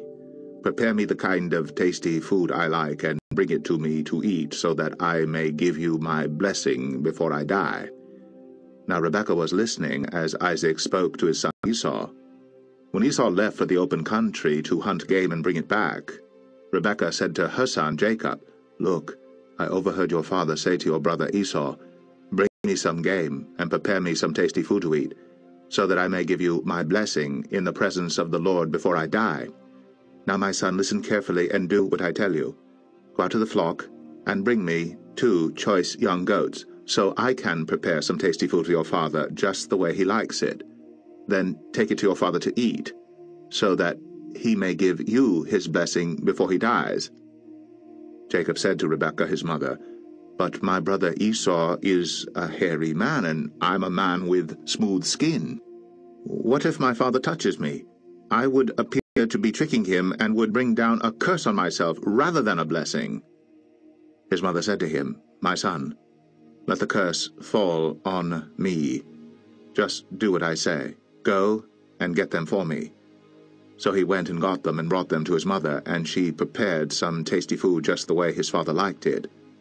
Then Rebekah took the best clothes of Esau her older son, which she had in the house, and put them on her younger son Jacob. She also covered his hands and the smooth part of his neck with the goat skins. Then she handed to her son Jacob the tasty food and the bread she had made. He went to his father and said, "My father?" "Yes, my son," he answered. "Who is it?" Jacob said to his father, "I am Esau, your firstborn. I have done as you told me. Please sit up and eat some of my game, so that you may give me your blessing." Isaac asked his son, "How did you find it so quickly, my son?" "The Lord your God gave me success," he replied. Then Isaac said to Jacob, "Come near so I can touch you, my son, to know whether you really are my son Esau or not." Jacob went close to his father Isaac, who touched him and said, "The voice is the voice of Jacob, but the hands are the hands of Esau." He did not recognize him, for his hands were hairy, like those of his brother Esau, so he blessed him. "Are you really my son Esau?" he asked. "I am," he replied. Then he said, "My son, bring me some of your game to eat, so that I may give you my blessing." Jacob brought it to him, and he ate, and he brought some wine, and he drank. Then his father Isaac said to him, "Come here, my son, and kiss me." So he went to him and kissed him. When Isaac caught the smell of his clothes, he blessed him and said, "Ah, the smell of my son is like the smell of a field that the Lord has blessed. May God give you of heaven's dew, and of earth's richness, an abundance of grain and wine. May nations serve you, and peoples bow down to you. Be lord over your brothers, and may the sons of your mother bow down to you. May those who curse you be cursed, and those who bless you be blessed." After Isaac finished blessing him, and Jacob had scarcely left his father's presence, his brother Esau came in from hunting. He too prepared some tasty food and brought it to his father. Then he said to him, "My father, sit up and eat some of my game, so that you may give me your blessing." His father Isaac asked him, "Who are you?" "I am your son," he answered, "your firstborn, Esau." Isaac trembled violently and said, "Who was it then that hunted game and brought it to me? I ate it just before you came, and I blessed him, and indeed he will be blessed." When Esau heard his father's words, he burst out with a loud and bitter cry and said to his father, "Bless me too, my father." But he said, "Your brother came deceitfully and took your blessing." Esau said, "Isn't he rightly named Jacob? He has deceived me these 2 times. He took my birthright, and now he's taken my blessing." Then he asked, "Haven't you reserved any blessing for me?"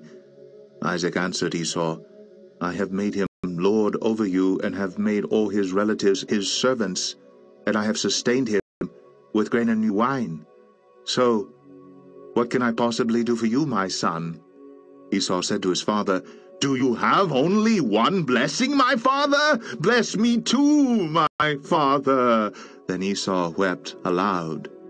His father Isaac answered him, "Your dwelling will be away from the earth's richness, away from the dew of heaven above. You will live by the sword, and you will serve your brother. But when you grow restless, you will throw his yoke from off your neck." Esau held a grudge against Jacob because of the blessing his father had given him. He said to himself, "The days of mourning for my father are near. Then I will kill my brother Jacob." When Rebekah was told what her older son Esau had said, she sent for her younger son Jacob and said to him, "Your brother Esau is consoling himself with the thought of killing you. Now then, my son, do what I say. Flee at once to my brother Laban in Haran. Stay with him for a while until your brother's fury subsides. When your brother is no longer angry with you and forgets what you did to him, I will send word for you to come back from there. Why should I lose both of you in one day?" Then Rebekah said to Isaac, "I'm disgusted with living because of these Hittite women. If Jacob takes a wife from among the women of this land, from Hittite women like these, my life will not be worth living." Genesis 28. So Isaac called for Jacob and blessed him and commanded him, "Do not marry a Canaanite woman. Go at once to Padan Aram, to the house of your mother's father Bethuel. Take a wife for yourself there from the daughters of Laban your mother's brother. May God Almighty bless you and make you fruitful and increase your numbers until you become a community of peoples. May he give you and your descendants the blessing he gave to Abraham, so that you may take possession of the land where you now live as an alien, the land God gave to Abraham." Then Isaac sent Jacob on his way, and he went to Padan Aram, to Laban son of Bethuel the Aramean, the brother of Rebekah, who was the mother of Jacob and Esau. Now Esau learned that Isaac had blessed Jacob, and had sent him to Padan Aram to take a wife from there, and that when he blessed him, he commanded him, "Do not marry a Canaanite woman." and that Jacob had obeyed his father and mother and had gone to Padan Aram. Esau then realized how displeasing the Canaanite women were to his father Isaac, so he went to Ishmael and married Mahalath, the sister of Nebaioth, and daughter of Ishmael, son of Abraham, in addition to the wives he already had. Jacob left Beersheba and set out for Haran. When he reached a certain place, he stopped for the night because the sun had set. Taking one of the stones there, he put it under his head and lay down to sleep. He had a dream in which he saw a stairway resting on the earth, with its top reaching to heaven, and the angels of God were ascending and descending on it. There above it stood the Lord, and he said, I am the Lord, the God of your father Abraham, and the God of Isaac. I will give you and your descendants the land which you are lying. Your descendants will be like the dust of the earth, and you will spread out to the west and to the east, to the north and to the south. All peoples on earth will be blessed through you and your offspring. I am with you, and will watch over you wherever you go, and I will bring you back to this land. I will not leave you until I have done what I have promised you. When Jacob awoke from his sleep, he thought, Surely the Lord is in this place, and I was not aware of it. He was afraid and said, How awesome is this place! This is none other than the house of God. This is the gate of heaven. Early the next morning Jacob took the stone he had placed under his head, and set it up as a pillar and poured oil on top of it. He called that place Bethel, though the city used to be called Luz.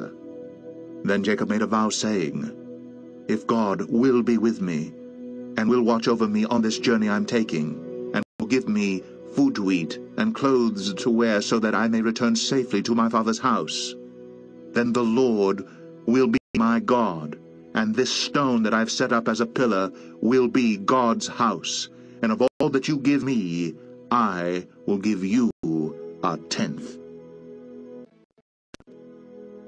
Genesis 29. Then Jacob continued on his journey, and came to the land of the eastern peoples. There he saw a well in the field, with 3 flocks of sheep lying near it, because the flocks were watered from that well. The stone over the mouth of the well was large. When all the flocks were gathered there, the shepherds would roll the stone away from the well's mouth and water the sheep. Then they would return the stone to its place over the mouth of the well. Jacob asked the shepherds, My brothers, where are you from? We're from Haran, they replied. He said to them, Do you know Laban, Nahor's grandson? Yes, we know him, they answered. Then Jacob asked him, Is he well? Yes, he is, they said. And here comes his daughter Rachel with the sheep. Look, he said, the sun is still high. It is not time for the flocks to be gathered. Water the sheep and take them back to pasture. We can't, they replied, until all the flocks are gathered and the stone has been rolled away from the mouth of the well. Then we will water the sheep. While he was still talking with them, Rachel came with her father's sheep, for she was a shepherdess. When Jacob saw Rachel, daughter of Laban, his mother's brother, and Laban's sheep, he went over and rolled the stone away from the mouth of the well and watered his uncle's sheep. Then Jacob kissed Rachel and began to weep aloud. He had told Rachel that he was a relative of her father and a son of Rebekah. So she ran and told her father. As soon as Laban heard the news about Jacob, his sister's son, he hurried to meet him. He embraced him and kissed him and brought him to his home, and there Jacob told him all these things. Then Laban said to him, You are my own flesh and blood. After Jacob had stayed with him for a whole month, Laban said to him, Just because you are a relative of mine, should you work for me for nothing? Tell me what your wages should be. Now Laban had 2 daughters. The name of the older was Leah. The name of the younger was Rachel. Leah had weak eyes, but Rachel was lovely in form and beautiful. Jacob was in love with Rachel and said, I'll work for you 7 years in return for your younger daughter Rachel. Laban said, It's better that I give her to you than to some other man. Stay here with me. So Jacob served 7 years to get Rachel, but they seemed like only a few days to him because of his love for her. Then Jacob said to Laban, "Give me my wife, my time is completed, and I want to lie with her." So Laban brought together all the people of the place and gave a feast. But when evening came, he took his daughter Leah and gave her to Jacob, and Jacob lay with her. And Laban gave his servant girl Zilpah to his daughter as her maidservant. When morning came, there was Leah. So Jacob said to Laban, "What is this you have done to me? I served you for Rachel, didn't I? Why have you deceived me?" Laban replied, "It is not our custom to give the younger daughter in marriage before the older one.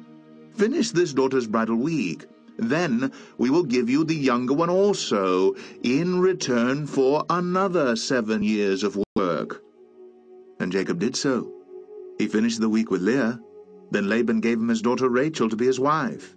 Laban gave his servant girl Bilhah to his daughter Rachel as her maidservant. Jacob lay with Rachel also, and he loved Rachel more than Leah. And he worked for Laban another 7 years. When the Lord saw that Leah was not loved, he opened her womb. But Rachel was barren. Leah became pregnant and gave birth to a son. She named him Reuben, for she said, "It is because the Lord has seen my misery. Surely my husband will love me now." She conceived again, and when she gave birth to a son, she said, "Because the Lord heard that I am not loved, he gave me this one too." So she named him Simeon. Again she conceived, and when she gave birth to a son, she said, "Now at last my husband will become attached to me, because I have borne him 3 sons." So he was named Levi. She conceived again, and when she gave birth to a son, she said, "This time I will praise the Lord." So she named him Judah. Then she stopped having children. Genesis 30. When Rachel saw that she was not bearing Jacob any children, she became jealous of her sister. She said to Jacob, "Give me children or I'll die." Jacob became angry with her and said, "Am I in the place of God? Who has kept you from having children?"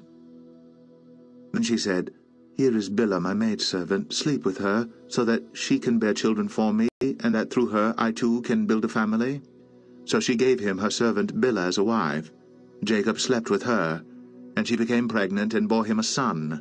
Then Rachel said, "God has vindicated me. He has listened to my plea and given me a son." Because of this, she named him Dan. Rachel's servant Bilhah conceived again and bore Jacob a second son. Then Rachel said, "I have had a great struggle with my sister, and I have won." So she named him Naphtali. When Leah saw that she had stopped having children, she took her maidservant Zilpah and gave her to Jacob as a wife. Leah's servant Zilpah bore Jacob a son. Then Leah said, "What good fortune!" So she named him Gad. Leah's servant Zilpah bore Jacob a second son. Then Leah said, "How happy I am! The women will call me happy." So she named him Asher. During wheat harvest, Reuben went out into the fields and found some mandrake plants, which he brought to his mother Leah. Rachel said to Leah, "Please, give me some of your son's mandrakes." But she said to her, "Wasn't it enough that you took away my husband? Will you take away my son's mandrakes too?" "Very well," Rachel said. "He can sleep with you tonight in return for your son's mandrakes." So when Jacob came in from the fields that evening, Leah went out to meet him. "You must sleep with me," she said. "I have hired you with my son's mandrakes." So he slept with her that night. God listened to Leah, and she became pregnant and bore Jacob a 5th son. Then Leah said, "God has rewarded me for giving my maidservant to my husband." So she named him Issachar. Leah conceived again and bore Jacob a 6th son. Then Leah said, "God has presented me with a precious gift. This time my husband will treat me with honor, because I have borne him 6 sons." So she named him Zebulun. Sometime later she gave birth to a daughter and named her Dinah. Then God remembered Rachel. He listened to her and opened her womb. She became pregnant and gave birth to a son and said, God has taken away my disgrace. She named him Joseph and said, May the Lord add to me another son. After Rachel gave birth to Joseph, Jacob said to Laban, Send me on my way so I can go back to my own homeland. Give me my wives and children for whom I have served you, and I will be on my way. You know how much work I've done for you. But Laban said to him, If I have found favor in your eyes, please stay. I've learned by divination that the Lord has blessed me because of you. He added, Name your wages, and I will pay them.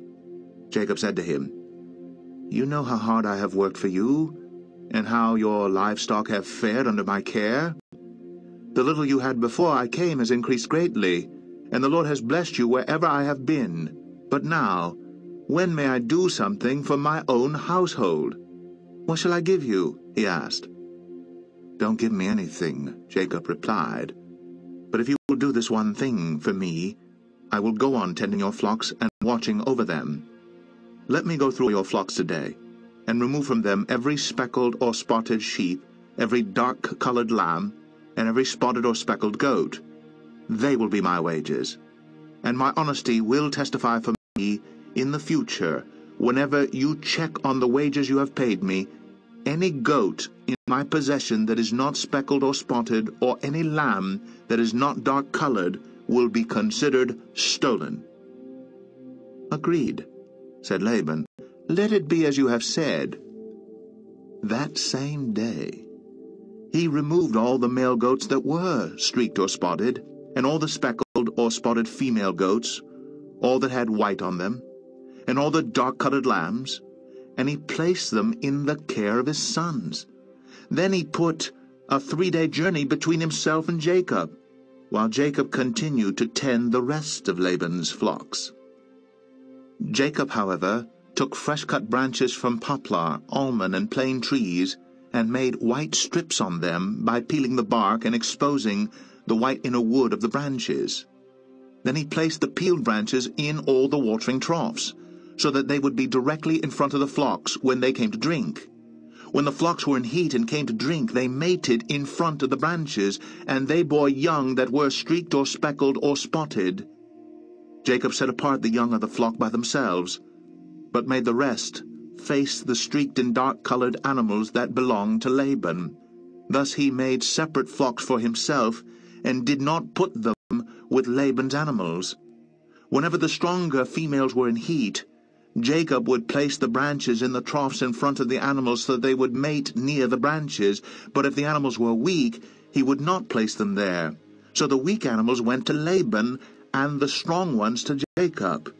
In this way the men grew exceedingly prosperous, and came to own large flocks, and maidservants, and men-servants, and camels, and donkeys.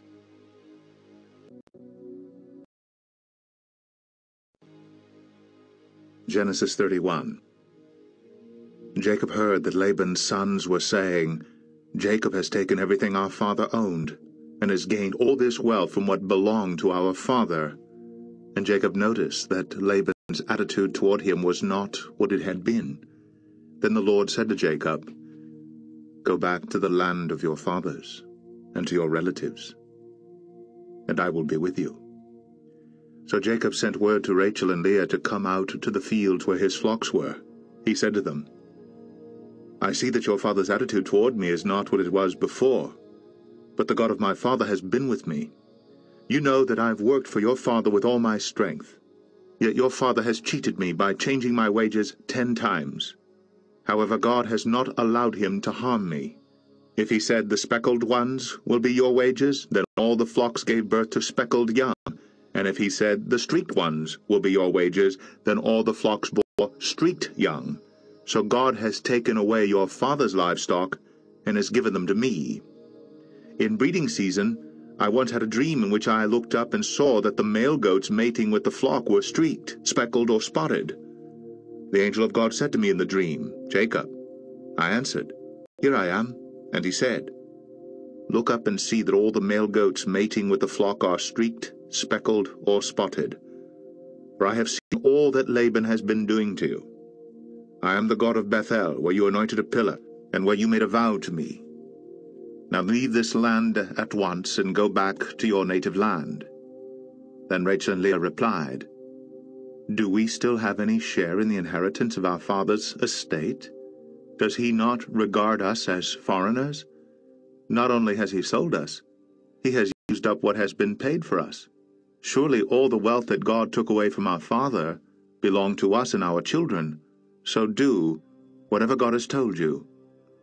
Then Jacob put his children and his wives on camels, and he drove all his livestock ahead of him, along with all the goods he had accumulated in Padan Aram, to go to his father Isaac in the land of Canaan. When Laban had gone to shear his sheep, Rachel stole her father's household gods. Moreover, Jacob deceived Laban the Aramean by not telling him he was running away. So he fled with all he had, and crossing the river, he headed for the hill country of Gilead. On the third day Laban was told that Jacob had fled. Taking his relatives with him, he pursued Jacob for 7 days and caught up with him in the hill country of Gilead. Then God came to Laban the Aramean in a dream at night and said to him, "Be careful not to say anything to Jacob, either good or bad." Jacob had pitched his tent in the hill country of Gilead when Laban overtook him, and Laban and his relatives camped there too. Then Laban said to Jacob, "What have you done? You've deceived me, and you've carried off my daughters like captives in war. Why did you run off secretly and deceive me? Why didn't you tell me so I could send you away with joy and singing to the music of tambourines and harps? You didn't even let me kiss my grandchildren and my daughters goodbye. You have done a foolish thing. I have the power to harm you. But last night the God of your father said to me, 'Be careful not to say anything to Jacob, either good or bad.' Now you have gone off because you've longed to return to your father's house. But why did you steal my gods?" Jacob answered Laban, "I was afraid because I thought you would take your daughters away from me by force. But if you find anyone who has your gods, he shall not live. In the presence of our relatives, see for yourself whether there's anything of yours here with me, and if so, take it." Now Jacob did not know that Rachel had stolen the gods.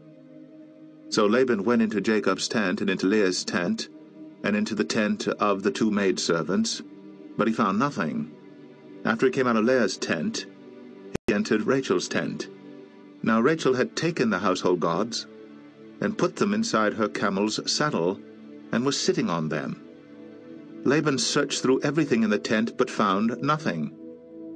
Rachel said to her father, "Don't be angry, my lord, that I cannot stand up in your presence. I'm having my period."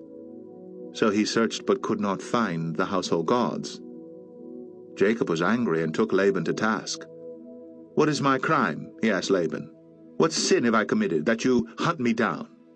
Now that you've searched through all my goods, what have you found that belongs to your household? Put it here in front of your relatives and mine, and let them judge between the 2 of us. I have been with you for 20 years now. Your sheep and goats have not miscarried, nor have I eaten rams from your flocks. I did not bring you animals torn by wild beasts. I bore the loss myself. And you demanded payment from me for whatever was stolen by day or night. This was my situation. The heat consumed me in the daytime, and the cold at night, and sleep fled from my eyes. It was like this for the 20 years I was in your household. I worked for you 14 years for your 2 daughters, and 6 years for your flocks, and you changed my wages 10 times. If the God of my father, the God of Abraham, and the fear of Isaac had not been with me, you would surely have sent me away empty-handed. But God has seen my hardship and the toil of my hands, and last night he rebuked you." Laban answered Jacob, "The women are my daughters, the children are my children, and the flocks are my flocks. All you see is mine. Yet what can I do today about these daughters of mine, or about the children they have borne? Come now, let's make a covenant, you and I, and let it serve as a witness between us." So Jacob took a stone and set it up as a pillar.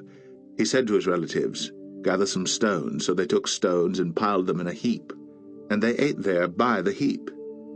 Laban called it Jegar-Sahadutha, and Jacob called it Galeed. Laban said, "This heap is a witness between you and me today." That is why it was called Galeed. It was also called Mizpah, because he said, "May the Lord keep watch between you and me when we are away from each other. If you mistreat my daughters, or you take any wives besides my daughters, even though no one is with us, remember that God is a witness between you and me." Laban also said to Jacob, "Here is this heap, and here is this pillar I have set up between you and me. This heap is a witness, and this pillar is a witness, that I will not go past this heap to your side to harm you, and that you will not go past this heap and pillar to my side to harm me.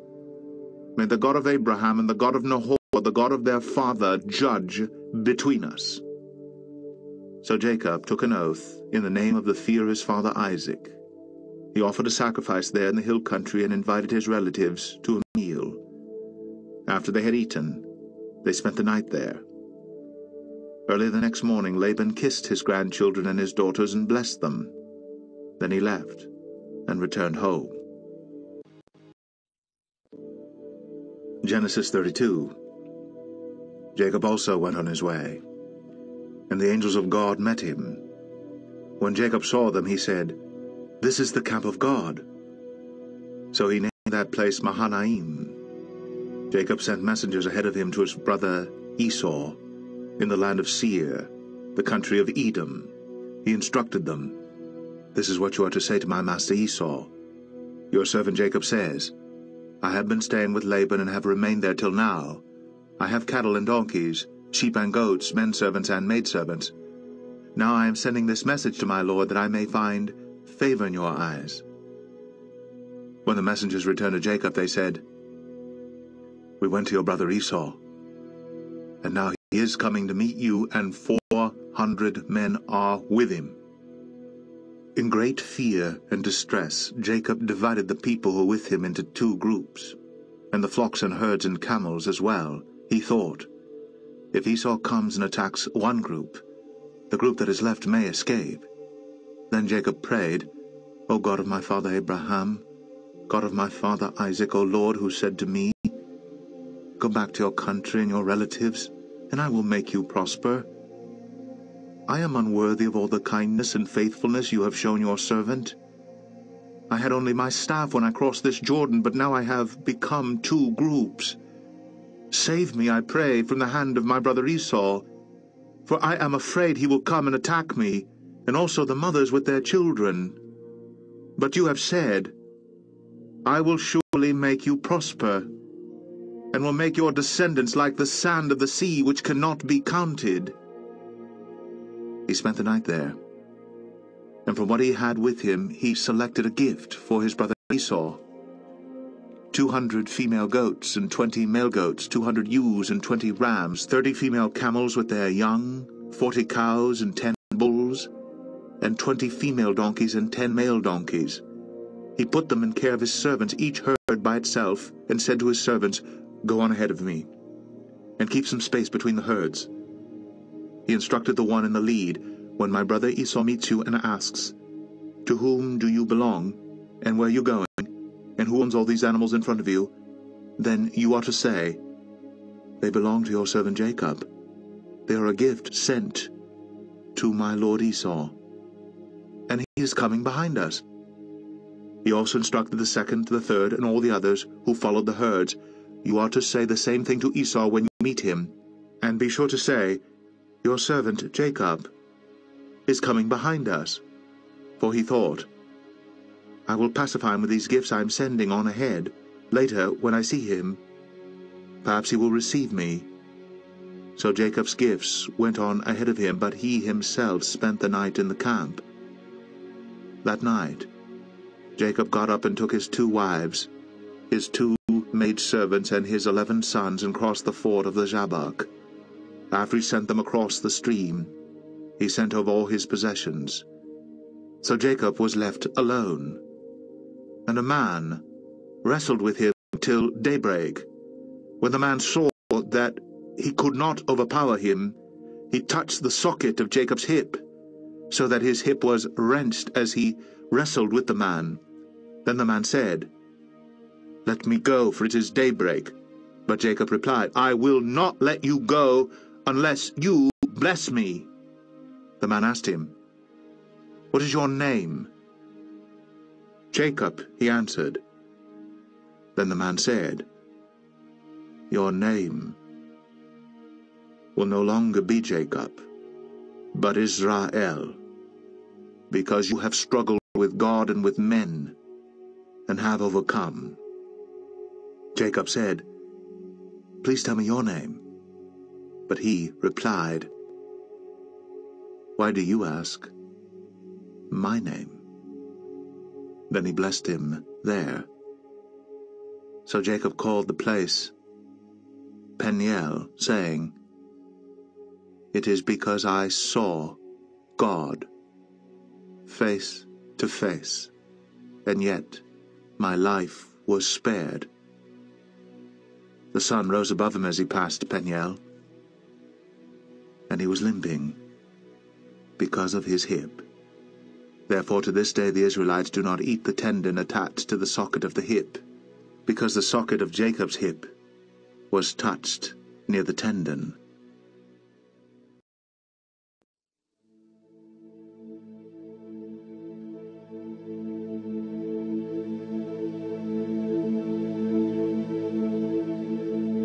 The Book of Genesis.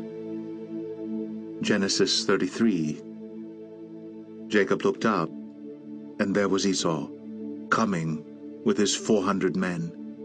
So he divided the children among Leah, Rachel, and the 2 maidservants. He put the maidservant and their children in front, Leah and her children next, and Rachel and Joseph in the rear. He himself went on ahead and bowed down to the ground 7 times as he approached his brother. But Esau ran to meet Jacob and embraced him. He threw his arms around his neck and kissed him, and they wept. Then Esau looked up and saw the women and children. "Who are these with you?" he asked.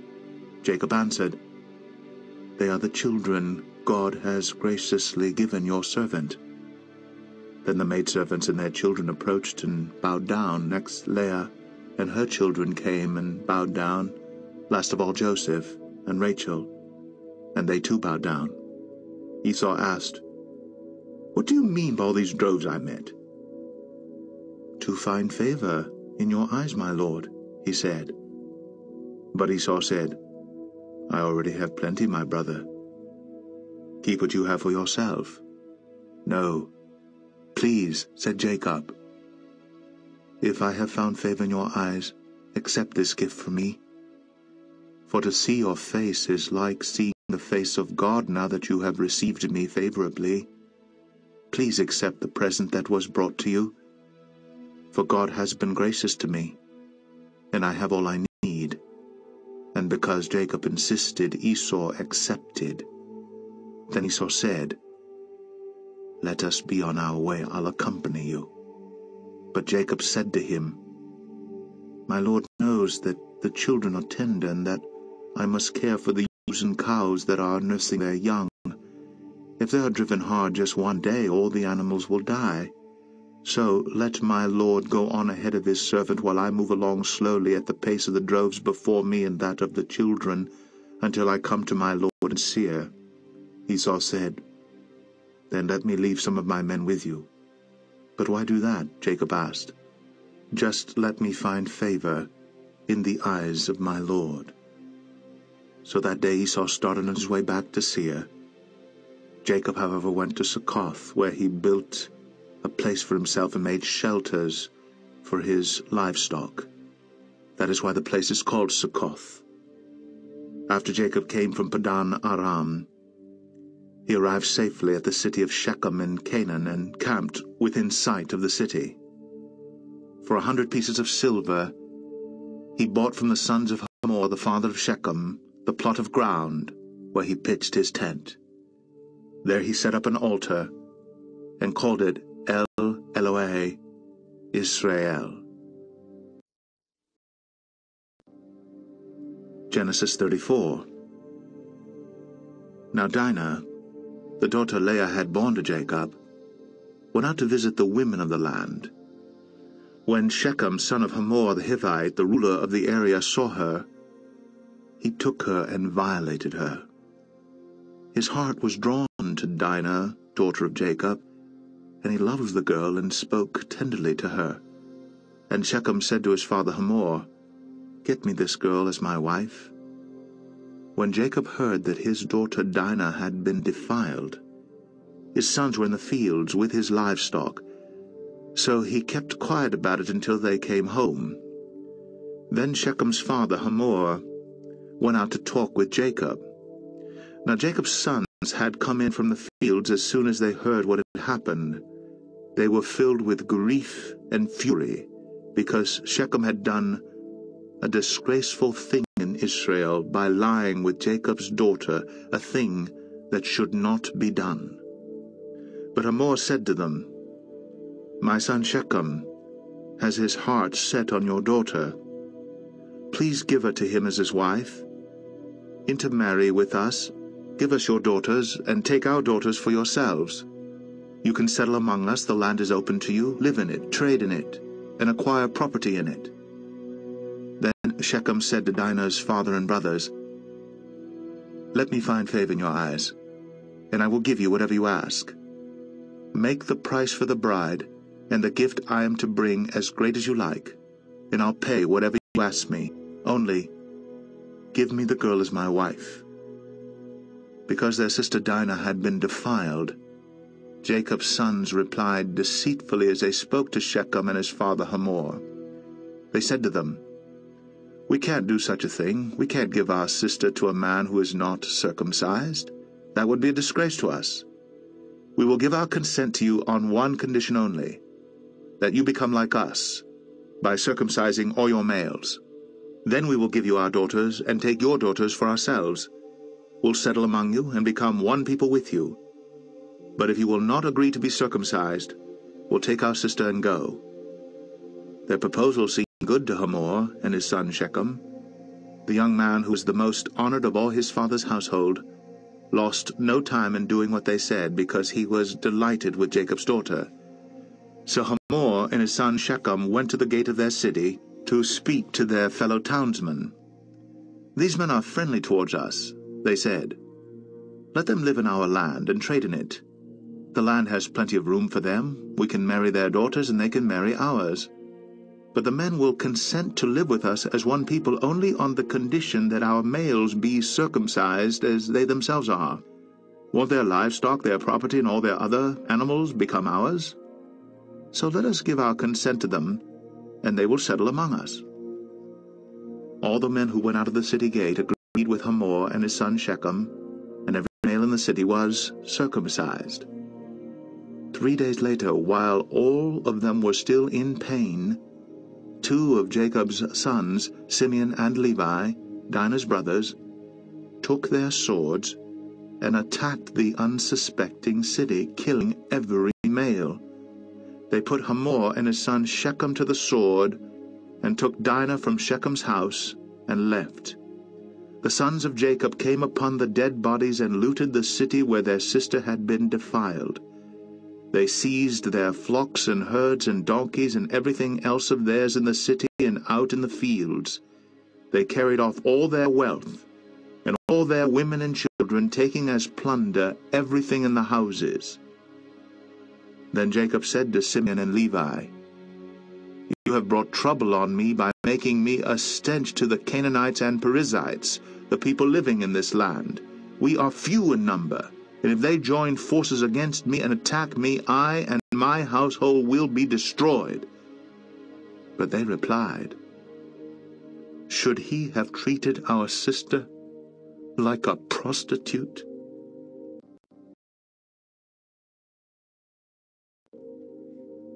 Genesis 35. Then God said to Jacob, "Go up to Bethel and settle there, and build an altar there to God who appeared to you when you were fleeing from your brother Esau." So Jacob said to his household and to all who were with him, "Get rid of the foreign gods you have with you, and purify yourselves and change your clothes. Then come, let us go up to Bethel, where I will build an altar to God who answered me in the day of my distress, and who has been with me wherever I have gone." So they gave Jacob all the foreign gods they had, and the rings in their ears. And Jacob buried them under the oak at Shechem. Then they set out, and the terror of God fell upon the towns all around them, so that no one pursued them. Jacob and all the people with him came to Luz, that is Bethel, in the land of Canaan. There he built an altar, and he called the place El Bethel, because it was there that God revealed himself to him when he was fleeing from his brother. Now Deborah, Rebekah's nurse, died, and was buried under the oak below Bethel. So it was named Alon Bakuth. After Jacob returned from Padan Aram, God appeared to him again and blessed him. God said to him, "Your name is Jacob, but you will no longer be called Jacob. Your name will be Israel." So he named him Israel. And God said to him, "I am God Almighty. Be fruitful and increase in number. A nation and a community of nations will come from you, and kings will come from your body. The land I gave to Abraham and Isaac I also give to you, and I will give this land to your descendants after you." Then God went up from him at the place where he had talked with him. Jacob set up a stone pillar at the place where God had talked with him, and he poured out a drink offering on it. He also poured oil on it. Jacob called the place where God had talked with him Bethel. Then they moved on from Bethel. While they were still some distance from Ephrath, Rachel began to give birth, and had great difficulty. And as she was having great difficulty in childbirth, the midwife said to her, "Don't be afraid, for you have another son." As she breathed her last, for she was dying, she named her son Ben-Oni, but his father named him Benjamin. So Rachel died and was buried on the way to Ephrath, that is, Bethlehem. Over her tomb Jacob set up a pillar, and to this day that pillar marks Rachel's tomb. Israel moved on again and pitched his tents beyond Migdal-Eder. While Israel was living in that region, Reuben went in and slept with his father's concubine Bilhah, and Israel heard of it. Jacob had 12 sons. The sons of Leah, Reuben, the firstborn of Jacob, Simeon, Levi, Judah, Issachar, and Zebulun. The sons of Rachel, Joseph and Benjamin. The sons of Rachel's maidservant Bilhah, Dan and Naphtali. The sons of Leah's maidservant Zilpah, Gad, and Asher. These were the sons of Jacob who were born to him in Padan Aram. Jacob came home to his father Isaac in Mamre near Kiriath Arba, that is Hebron, where Abraham and Isaac had stayed. Isaac lived 180 years. Then he breathed his last and died, and was gathered to his people, old and full of years. And his sons, Esau and Jacob, buried him. Genesis 36. This is the account of Esau, that is Edom. Esau took his wives from the women of Canaan, Adah, daughter of Elon the Hittite, and Oholibamah, daughter of Anah, and granddaughter of Zibeon the Hivite, also Basemath, daughter of Ishmael, and sister of Nebaioth. Adah bore Eliphaz to Esau, Basemath bore Ruel, and Oholibamah bore Jeush, Jalam, and Korah. These were the sons of Esau who were born to him in Canaan. Esau took his wives and sons and daughters, and all the members of his household, as well as his livestock and all his other animals and all the goods he had acquired in Canaan, and moved to a land some distance from his brother Jacob. Their possessions were too great for them to remain together. The land where they were staying could not support them both because of their livestock.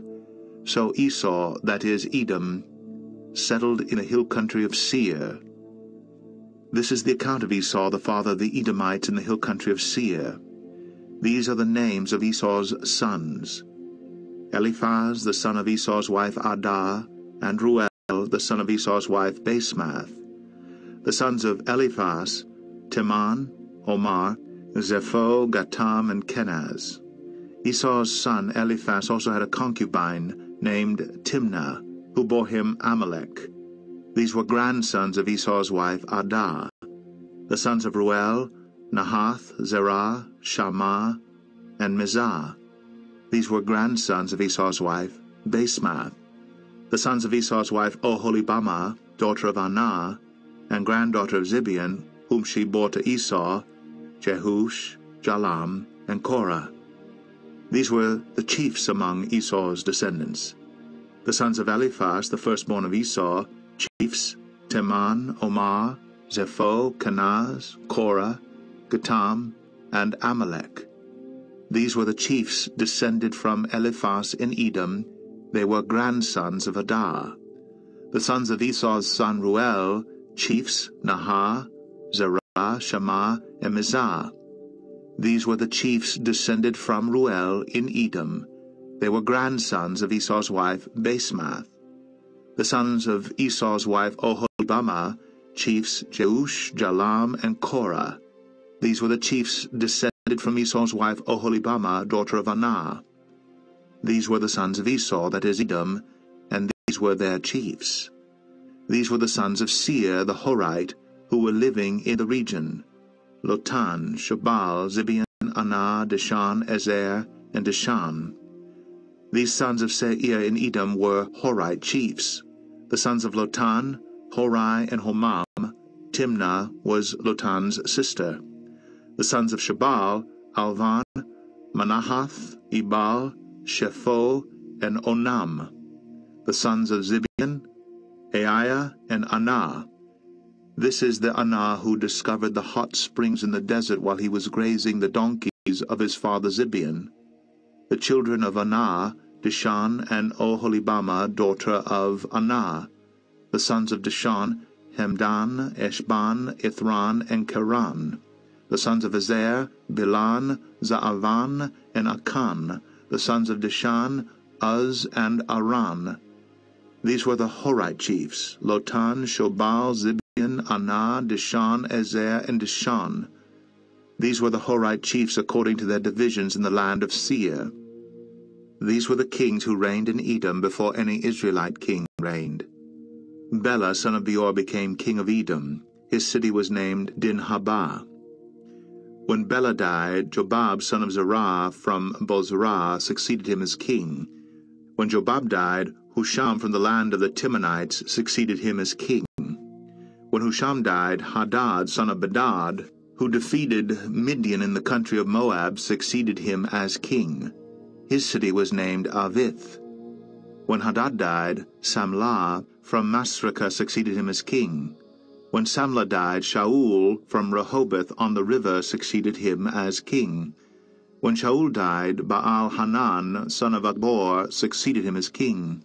When Baal-Hanan, son of Akbor, died, Hadad succeeded him as king. His city was named Pau, and his wife's name was Mehetabel, daughter of Matred, the daughter of Mezahab. These were the chiefs descended from Esau by name according to their clans and regions: Timnah, Alvah, Jetheth, Oholibamah, Elah, Pinan, Kenaz, Teman, Mibzah, Magdiel, and Iram. These were the chiefs of Edom according to their settlements in the land they occupied. This was Esau, the father of the Edomites. Genesis 37. Jacob lived in the land where his father had stayed, the land of Canaan. This is the account of Jacob. Joseph, A young man of 17 was tending the flocks with his brothers, the sons of Bilhah and the sons of Zilpah, his father's wives. And he brought their father a bad report about them. Now Israel loved Joseph more than any of his other sons, because he had been born to him in his old age, and he made a richly ornamented robe for him. When his brothers saw that their father loved him more than any of them, they hated him and could not speak a kind word to him. Joseph had a dream, and when he told it to his brothers, they hated him all the more. He said to them, "Listen to this dream I had. We were binding sheaves of grain out in the field, when suddenly my sheaf rose and stood upright, while your sheaves gathered around mine and bowed down to it." His brothers said to him, "Do you intend to reign over us? Will you actually rule us?" And they hated him all the more because of his dream and what he had said. Then he had another dream, and he told it to his brothers. "Listen," he said, "I had another dream, and this time the sun and moon and 11 stars were bowing down to me." When he told his father as well as his brothers, his father rebuked him and said, "What is this dream you had? Will your mother and I and your brothers actually come and bow down to the ground before you?" His brothers were jealous of him, but his father kept the matter in mind. Now his brothers had gone to graze their father's flocks near Shechem, and Israel said to Joseph, "As you know, your brothers are grazing the flocks near Shechem. Come, I'm going to send you to them." "Very well," he replied. So he said to him, "Go and see if all is well with your brothers and with the flocks, and bring word back to me." Then he sent him off from the valley of Hebron. When Joseph arrived at Shechem, a man found him wandering around in the fields and asked him, "What are you looking for?" He replied, "I'm looking for my brothers. Can you tell me where they are grazing their flocks?" "They have moved on from here," the man answered. "I heard them say, 'Let's go to Dothan.'" So Joseph went after his brothers and found them near Dothan. But they saw him in the distance, and before he reached them, they plotted to kill him. "Here comes that dreamer," they said to each other. "Come now, let's kill him and throw him into one of these cisterns and say that a ferocious animal devoured him. Then we'll see what comes of his dreams." When Reuben heard this, he tried to rescue him from their hands. "Let's not take his life," he said. "Don't shed any blood. Throw him into this cistern here in the desert, but don't lay a hand on him." Reuben said this to rescue him from them and take him back to his father. So when Joseph came to his brothers, they stripped him of his robe, the richly ornamented robe he was wearing, and they took him and threw him into the cistern. Now the cistern was empty. There was no water in it. As they sat down to eat their meal, they looked up and saw a caravan of Ishmaelites coming from Gilead. Their camels were loaded with spices, balm, and myrrh, and they were on their way to take them down to Egypt. Judah said to his brothers, "What will we gain if we kill our brother and cover up his blood? Come, let's sell him to the Ishmaelites and not lay our hands on him. After all, he is our brother, our own flesh and blood." His brothers agreed. So when the Midianite merchants came by, his brothers pulled Joseph out of the cistern and sold him for 20 shekels of silver to the Ishmaelites, who took him to Egypt. When Reuben returned to the cistern and saw that Joseph was not there, he tore his clothes, went back to his brothers, and said, "The boy isn't here. Where can I turn now?"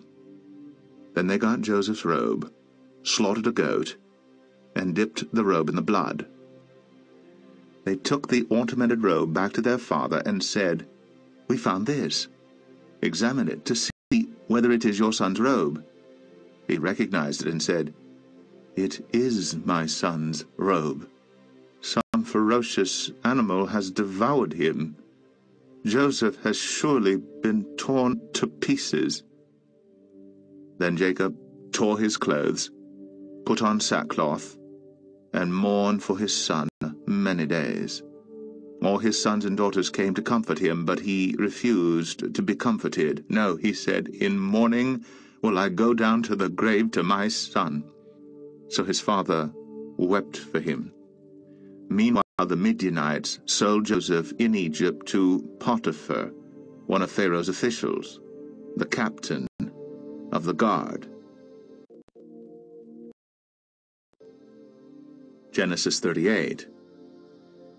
At that time Judah left his brothers and went down to stay with a man of Adullam named Hirah. There Judah met the daughter of a Canaanite man named Shur. He married her and lay with her. She became pregnant and gave birth to a son who was named Er. She conceived again and gave birth to a son and named him Onan. She gave birth to still another son and named him Shelah. It was at Kezib that she gave birth to him. Judah got a wife for his firstborn, and her name was Tamar. But Judah's firstborn, was wicked in the Lord's sight. So the Lord put him to death. Then Judah said to Onan, "Lie with your brother's wife, and fulfill your duty to her as a brother-in-law to produce offspring for your brother." But Onan knew that the offspring would not be his, so whenever he lay with his brother's wife, he spilled his semen on the ground to keep from producing offspring for his brother. What he did was wicked in the Lord's sight, so he put him to death also. Judah then said to his daughter-in-law Tamar, "Live as a widow in your father's house until my son Shelah grows up," for he thought, he may die too, just like his brothers. So Tamar went to live in her father's house. After a long time, Judah's wife, the daughter of Shur, died. When Judah had recovered from his grief, he went up to Timnah to the men who were shearing his sheep, and his friend Hirah the Adullamite went with him. When Tamar was told, "Your father-in-law is on his way to Timnah to shear his sheep," she took off her widow's clothes, covered herself with a veil to disguise herself, and then sat down at the entrance to Enaim, which is on the road to Timnah. For she saw that, though Shelah had now grown up, she had not been given to him as his wife. When Judah saw her, he thought she was a prostitute, for she had covered her face. Not realizing that she was his daughter-in-law, he went over to her by the roadside and said, "Come now, let me sleep with you." "And what will you give me to sleep with you?" she asked. "I'll send you a young goat from my flock," he said. "Will you give me something as a pledge until you send it?" she asked. He said, "What pledge should I give you?" "Your seal and its cord, and the staff in your hand," she answered. So he gave them to her, and slept with her, and she became pregnant by him. After she left, she took off her veil and put on her widow's clothes again. Meanwhile Judah sent the young goat by his friend the Adullamite in order to get his pledge back from the woman, but he did not find her. He asked the men who lived there, "Where is the shrine prostitute who was beside the road at Enaim?" "There hasn't been any shrine prostitute here," they said. So he went back to Judah and said, "I didn't find her. Besides, the men who live there said, 'There hasn't been any shrine prostitute here.'" Then Judah said, "Let her keep what she has, or we will become a laughingstock. After all, I did send her this young goat, but you didn't find her." About 3 months later, Judah was told, "Your daughter-in-law Tamar is guilty of prostitution, and as a result she is now pregnant." Judah said, "Bring her out and have her burned to death." As she was being brought out, she sent a message to her father-in-law. "I am pregnant by the man who owns these," she said. And she added, "See if you recognize whose seal and cord and staff these are." Judah recognized them and said, "She is more righteous than I, since I wouldn't give her to my son Shelah." And he did not sleep with her again. When the time came for her to give birth, there were twin boys in her womb. As she was giving birth, one of them put out his hand, so the midwife took a scarlet thread and tied it on his wrist and said, "This one came out first." But when he drew back his hand, his brother came out, and she said, "So this is how you have broken out." And he was named Perez. Then his brother, who had the scarlet thread on his wrist, and he was given the name Zerah. Now Joseph had been taken down to Egypt. Potiphar, an Egyptian, who was one of Pharaoh's officials, the captain of the guard, bought him from the Ishmaelites who had taken him there. The Lord was with Joseph, and he prospered, and he lived in the house of his Egyptian master. When his master saw that the Lord was with him, and that the Lord gave him success in everything he did, Joseph found favor in his eyes and became his attendant. Potiphar put him in charge of his household, and he entrusted to his care everything he owned. From the time he put him in charge of his household and of all that he owned, the Lord blessed the household of the Egyptian because of Joseph. The blessing of the Lord was on everything Potiphar had, both in the house and in the field. So he left in Joseph's care everything he had. With Joseph in charge, he did not concern himself with anything except the food he ate. Now Joseph was well built and handsome, and after a while his master's wife took notice of Joseph and said, "Come to bed with me." But he refused. With me in charge, he told her, "My master does not concern himself with anything in the house. Everything he owns he has entrusted to my care. No one is greater in this house than I am. My master has withheld nothing from me except you, because you are his wife. How then could I do such a wicked thing and sin against God?" And though she spoke to Joseph day after day, he refused to go to bed with her or even be with her. One day, he went into the house to attend to his duties, and none of the household servants was inside. She caught him by his cloak and said, "Come to bed with me." But he left his cloak in her hand and ran out of the house. When she saw that he had left his cloak in her hand and had run out of the house, she called her household servants. "Look," she said to them, "this Hebrew has been brought to us to make sport of us. He came in here to sleep with me, but I screamed. When he heard me scream for help, he left his cloak beside me and ran out of the house." She kept his cloak beside her until his master came home. Then she told him this story. "That Hebrew slave you brought us came to me to make sport of me. But as soon as I screamed for help, he left his cloak beside me and ran out of the house." When his master heard the story, his wife told him, saying, "This is how your slave treated me." He burned with anger. Joseph's master took him and put him in prison, the place where the king's prisoners were confined. But while Joseph was there in the prison, the Lord was with him. He showed him kindness and granted him favor in the eyes of the prison warden. So the warden put Joseph in charge of all those held in prison, and he was made responsible for all that was done there.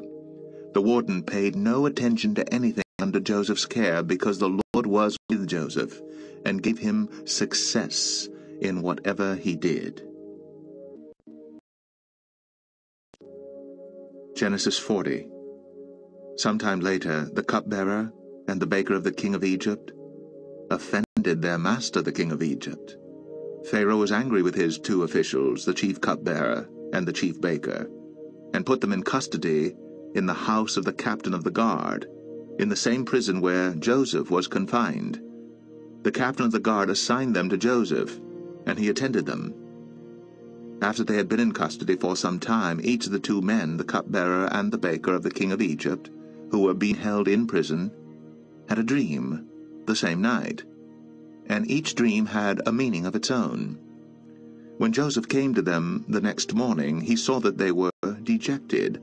So he asked Pharaoh's officials who were in custody with him in his master's house, "Why are your faces so sad today?" "We both had dreams," they answered, "but there is no one to interpret them." Then Joseph said to them, "Do not interpretations belong to God? Tell me your dreams." So the chief cupbearer told Joseph his dream. He said to him, "In my dream I saw a vine in front of me, and on the vine were 3 branches. As soon as it budded, it blossomed, and its clusters ripened into grapes. Pharaoh's cup was in my hand, and I took the grapes, squeezed them into Pharaoh's cup, and put the cup in his hand." "This is what it means," Joseph said to him. "The 3 branches are 3 days. Within 3 days, Pharaoh will lift up your head and restore you to your position, and you will put Pharaoh's cup in his hand, just as you used to when you were his cupbearer. But when all goes well with you, remember me, and show me kindness, mention me to Pharaoh, and get me out of this prison. For I was forcibly carried off from the land of the Hebrews, and even here I have done nothing to deserve being put in a dungeon." When the chief baker saw that Joseph had given a favorable interpretation, he said to Joseph, "I too had a dream. On my head were 3 baskets of bread. In the top basket were all kinds of baked goods for Pharaoh, but the birds were eating them out of the basket on my head." "This is what it means," Joseph said. The 3 baskets are 3 days. Within 3 days, Pharaoh will lift off your head and hang you on a tree, and the birds will eat away your flesh. Now the 3rd day was Pharaoh's birthday, and he gave a feast for all his officials. He lifted up the heads of the chief cupbearer and the chief baker in the presence of his officials. He restored the chief cupbearer to his position so that he once again put the cup into Pharaoh's hand. But he hanged the chief baker, just as Joseph had said to them in his interpretation. The chief cupbearer, however, did not remember Joseph. He forgot him.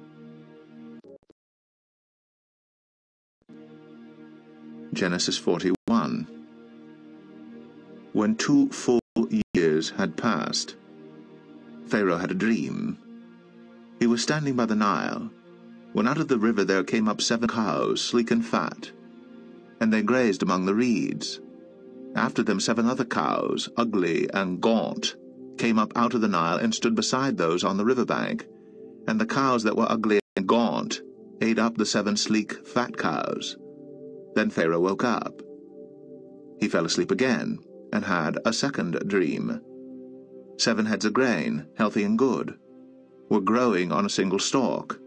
After them 7 other heads of grain sprouted, thin and scorched by the east wind. The thin heads of grain swallowed up the 7 healthy, full heads. Then Pharaoh woke up. It had been a dream. In the morning his mind was troubled. So he sent for all the magicians and wise men of Egypt. Pharaoh told them his dreams, but no one could interpret them for him. Then the chief cupbearer said to Pharaoh, "Today I'm reminded of my shortcomings. Pharaoh was once angry with his servants, and he imprisoned me and the chief baker in the house of the captain of the guard. Each of us had a dream the same night, and each dream had a meaning of its own. Now a young Hebrew was there with us, a servant of the captain of the guard. We told him our dreams, and he interpreted them for us, giving each man the interpretation of his dream. And things turned out exactly as he interpreted them to us.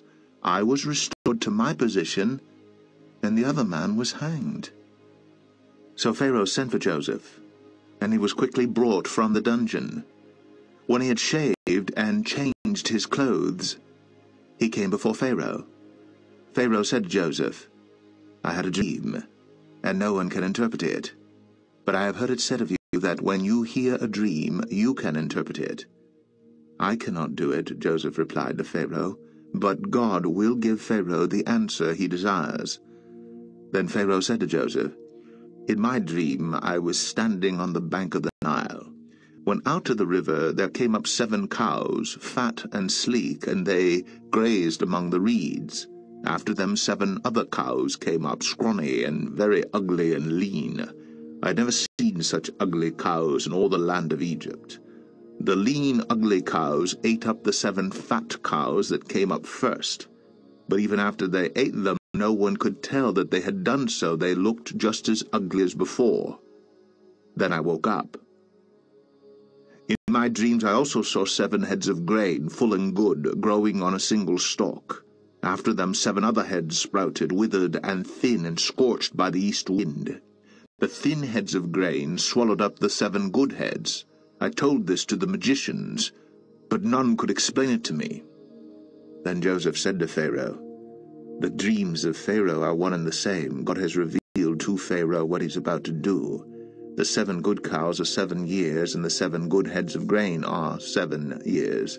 It is one and the same dream. The 7 lean, ugly cows that came up after them are 7 years, and so are the 7 worthless heads of grain scorched by the east wind. They are 7 years of famine. It is just as I said to Pharaoh. God has shown Pharaoh what he's about to do. 7 years of great abundance are coming throughout the land of Egypt, but 7 years of famine will follow them. Then all the abundance in Egypt will be forgotten, and the famine will ravage the land. The abundance in the land will not be remembered, because the famine that follows it will be so severe. The reason the dream was given to Pharaoh in 2 forms is that the matter has been firmly decided by God, and God will do it soon." And now let Pharaoh look for a discerning and wise man, and put him in charge of the land of Egypt. Let Pharaoh appoint commissioners over the land to take 1/5 of the harvest of Egypt during the 7 years of abundance. They should collect all the food of these good years that are coming, and store up the grain under the authority of Pharaoh to be kept in the cities for food. This food should be held in reserve for the country to be used during the 7 years of famine that will come upon Egypt, so that the country may not be ruined by the famine. The plan seemed good to Pharaoh and to all his officials. So Pharaoh asked them, "Can we find anyone like this man, one in whom is the Spirit of God?" Then Pharaoh said to Joseph, "Since God has made all this known to you, there is no one so discerning and wise as you. You shall be in charge of my palace, and all my people are to submit to your orders. Only with respect to the throne will I be greater than you." So Pharaoh said to Joseph, "I hereby put you in charge of the whole land of Egypt." Then Pharaoh took his signet ring from his finger and put it on Joseph's finger. He dressed him in robes of fine linen, put a gold chain around his neck. He made him ride in a chariot as his second in command, and men shouted before him, "Make way!" Thus he put him in charge of the whole land of Egypt. Then Pharaoh said to Joseph, "I am Pharaoh, but without your word no one will lift hand or foot in all Egypt." Pharaoh gave Joseph the name Zaphenath-Paneah, and gave him Asenath, daughter of Potipharah, priest of On, to be his wife. And Joseph went throughout the land of Egypt. Joseph was 30 years old when he entered the service of Pharaoh, king of Egypt. And Joseph went out from Pharaoh's presence and traveled throughout Egypt. During the 7 years of abundance, the land produced plentifully. Joseph collected all the food produced in those 7 years of abundance in Egypt and stored it in the cities. In each city he put the food grown in the fields surrounding it. Joseph stored up huge quantities of grain, like the sand of the sea. It was so much that he stopped keeping records because it was beyond measure. Before the years of famine came, 2 sons were born to Joseph by Asenath, daughter of Potipharah, priest of On.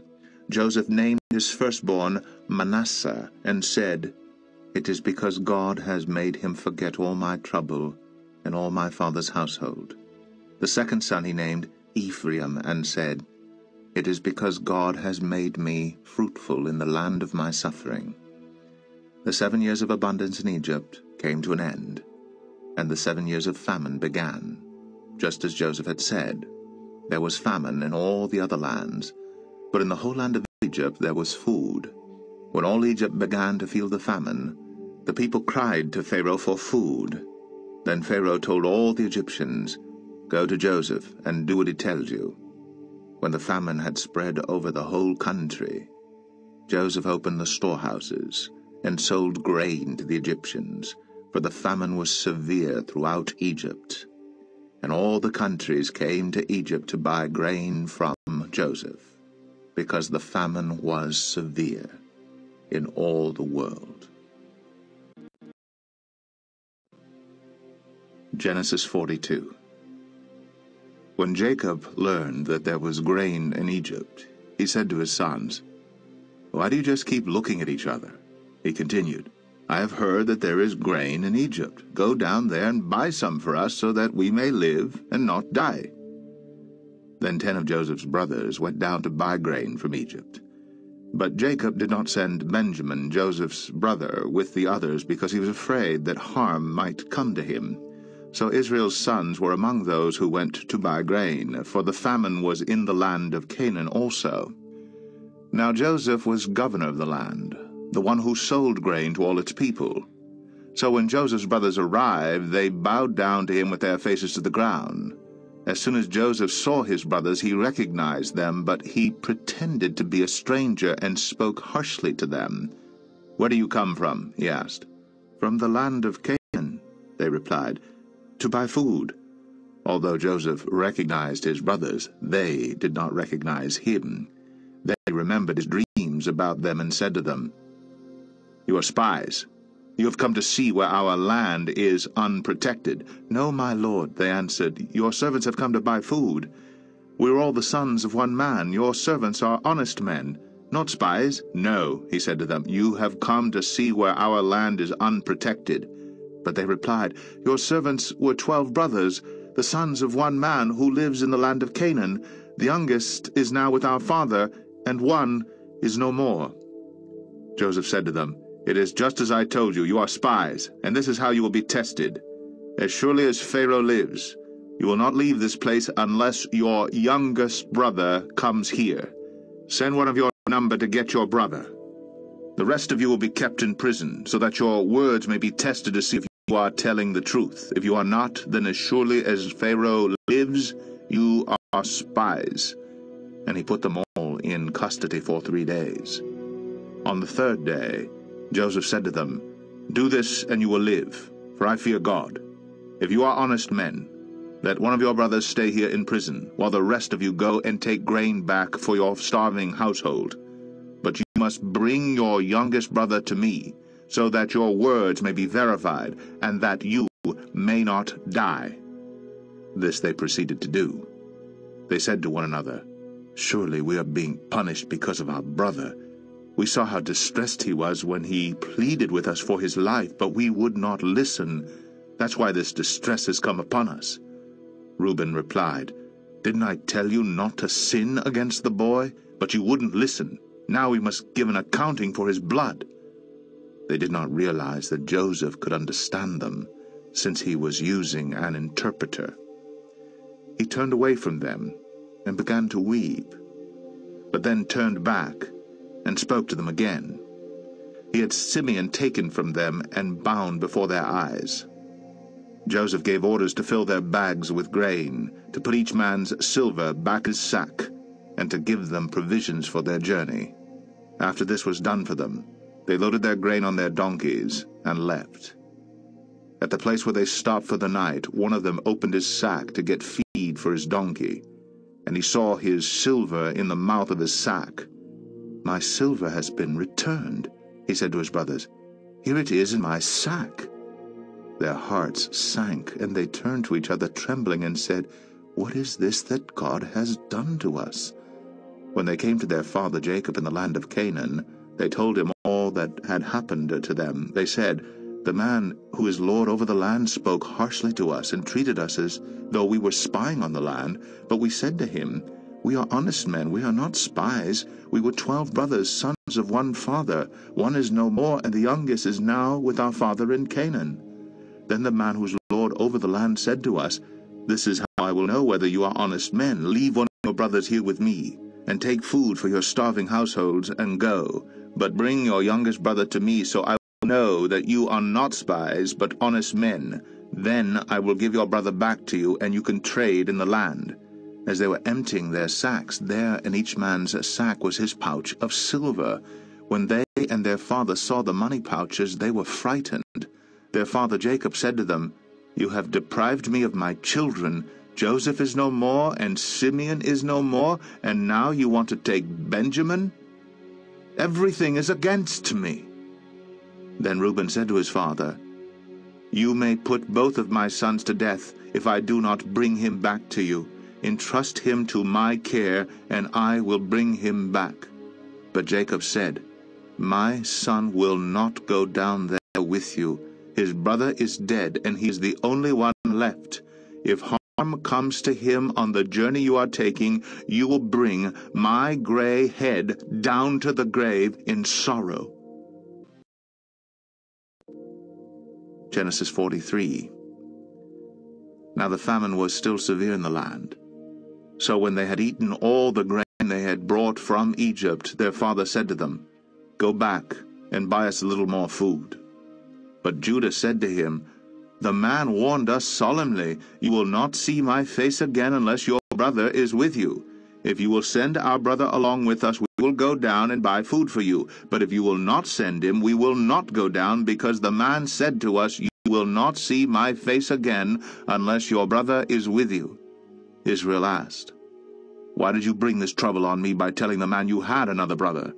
They replied, 'The man questioned us closely about ourselves and our family. "Is your father still living?" he asked us. "Do you have another brother?" We simply answered his questions. How are we to know, he would say, "Bring your brother down here." Then Judah said to Israel his father, "Send the boy along with me, and we will go at once, so that we and you and our children may live and not die. I myself will guarantee his safety. You can hold me personally responsible for him. If I do not bring him back to you and set him here before you, I will bear the blame before you all my life. As it is, if we had not delayed, we could have gone and returned twice." Then their father Israel said to them, "If it must be, then do this. Put some of the best products of the land in your bags, and take them down to the man as a gift, a little balm and a little honey, some spices and myrrh, some pistachio nuts and almonds. Take double the amount of silver with you, for you must return the silver that was put back into the mouths of your sacks. Perhaps it was a mistake. Take your brother also, and go back to the man at once. And may God Almighty grant you mercy before the man, so that he will let your other brother and Benjamin come back with you. As for me, if I am bereaved, I am bereaved." So the men took the gifts, and doubled the amount of silver, and Benjamin also. They hurried down to Egypt, and presented themselves to Joseph. When Joseph saw Benjamin with them, he said to the steward of his house, "Take these men to my house, slaughter an animal, and prepare dinner. They are to eat with me at noon." The man did as Joseph told him, and took the men to Joseph's house. Now the men were frightened when they were taken to his house. They thought, "We were brought here because of the silver that was put back into our sacks the first time. He wants to attack us and overpower us, and seize us as slaves, and take our donkeys." So they went up to Joseph's steward and spoke to him at the entrance to the house. "Please, sir," they said, "we came down here the first time to buy food. But at the place where we stopped for the night, we opened our sacks, and each of us found his silver, the exact weight, in the mouth of his sack. So we have brought it back with us. We have also brought additional silver with us to buy food. We don't know who put our silver in our sacks." "It's all right," he said. "Don't be afraid. Your God, the God of your father, has given you treasure in your sacks. I received your silver." Then he brought Simeon out to them. The steward took the men into Joseph's house, gave them water to wash their feet, and provided fodder for their donkeys. They prepared their gifts for Joseph's arrival at noon, because they had heard that they were to eat there. When Joseph came home, they presented to him the gifts they had brought into the house, and they bowed down before him to the ground. He asked them how they were, and then he said, "How is your aged father you told me about? Is he still living?" They replied, "Your servant our father is still alive and well." And they bowed low to pay him honor. As he looked about and saw his brother Benjamin, his own mother's son, he asked, "Is this your youngest brother, the one you told me about?" And he said, "God be gracious to you, my son." Deeply moved at the sight of his brother, Joseph hurried out and looked for a place to weep. He went into his private room and wept there. After he had washed his face, he came out and, controlling himself, said, "Serve the food."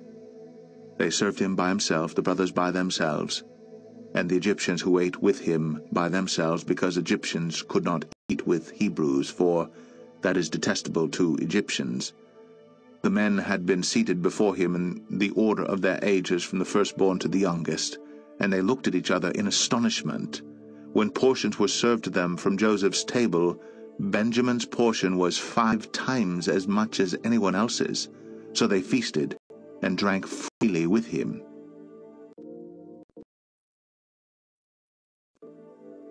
Genesis 44. Now Joseph gave these instructions to the steward of his house. "Fill the men's sacks with as much food as they can carry, and put each man's silver in the mouth of his sack. Then put my cup, the silver one, in the mouth of the youngest one's sack, along with the silver for his grain." And he did as Joseph said. As morning dawned, the men were sent on their way with their donkeys. They had not gone far from the city when Joseph said to his steward, "Go after those men at once, and when you catch up with them, say to them, 'Why have you repaid good with evil? Isn't this the cup my master drinks from, and also uses for divination? This is a wicked thing you have done.'" When he caught up with them, He repeated these words to them. But they said to him, "Why does my lord say such things? Far be it from your servants to do anything like that. We even brought back to you from the land of Canaan the silver we found inside the mouths of our sacks. So why would we steal silver or gold from your master's house?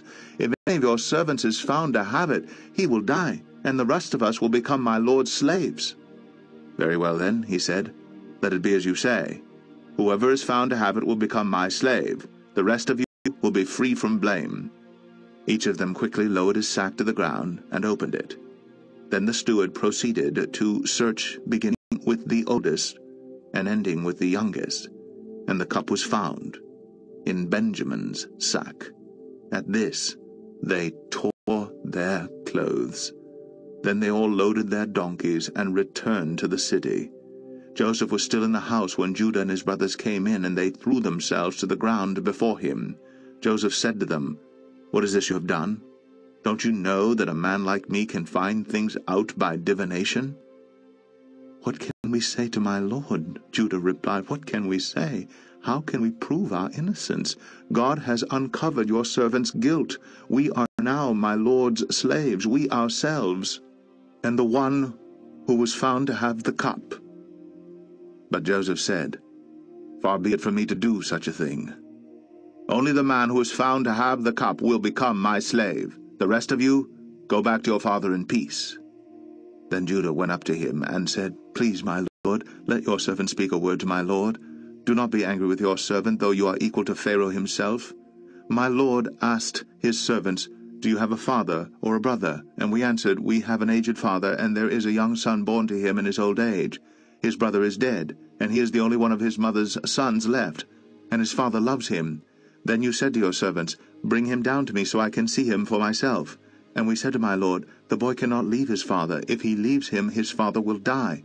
But you told your servants, 'Unless your youngest brother comes down with you, you will not see my face again.' When we went back to your servant my father, we told him what my lord had said. Then our father said, 'Go back and buy a little more food.' But we said, 'We cannot go down. Only if our youngest brother is with us will we go. We cannot see the man's face unless our youngest brother is with us.' Your servant my father said to us, 'You know that my wife bore me 2 sons. One of them went away from me, and I said, he has surely been torn to pieces, and I have not seen him since. If you take this one from me too, and harm comes to him, you will bring my gray head down to the grave in misery. So now, if the boy is not with us when I go back to your servant my father, and if my father, whose life is closely bound up with the boy's life, see that the boy isn't there, he will die. Your servants will bring the gray head of our father down to the grave in sorrow. Your servant guaranteed the boy's safety to my father. I said, if I do not bring him back to you, I will bear the blame before you, my father, all my life. Now then, please, let your servant remain here as my lord's slave in place of the boy, and let the boy return with his brothers. How can I go back to my father if the boy is not with me? No, do not let me see the misery that would come upon my father." Genesis 45. Then Joseph could no longer control himself before all his attendants, and he cried out, "Have everyone leave my presence." So there was no one with Joseph when he made himself known to his brothers. And he wept so loudly that the Egyptians heard him, and Pharaoh's household heard about it. Joseph said to his brothers, "I am Joseph. Is my father still living?" But his brothers were not able to answer him because they were terrified at his presence. Then Joseph said to his brothers, "Come close to me." When they had done so, he said, "I am your brother Joseph, the one you sold into Egypt. And now do not be distressed, and do not be angry with yourselves for selling me here, because it was to save lives that God sent me ahead of you. For 2 years now there has been famine in the land, and for the next 5 years there will not be plowing and reaping. But God sent me ahead of you to preserve for you a remnant on earth. and to save your lives by a great deliverance. So then, it was not you who sent me here, but God. He made me father to Pharaoh, lord of his entire household, and ruler of all Egypt. Now hurry back to my father and say to him, this is what your son Joseph says. God has made me lord of all Egypt. Come down to me. Don't delay. You shall live in the region of Goshen, and be near me, you, your children and grandchildren, your flocks and herds, and all you have. I will provide for you there, because 5 years of famine are still to come. Otherwise you and your household and all who belong to you will become destitute. You can see for yourselves, and so can my brother Benjamin, that it is really I who am speaking to you. Tell my father about all the honor accorded me in Egypt, and about everything you have seen, and bring my father down here quickly."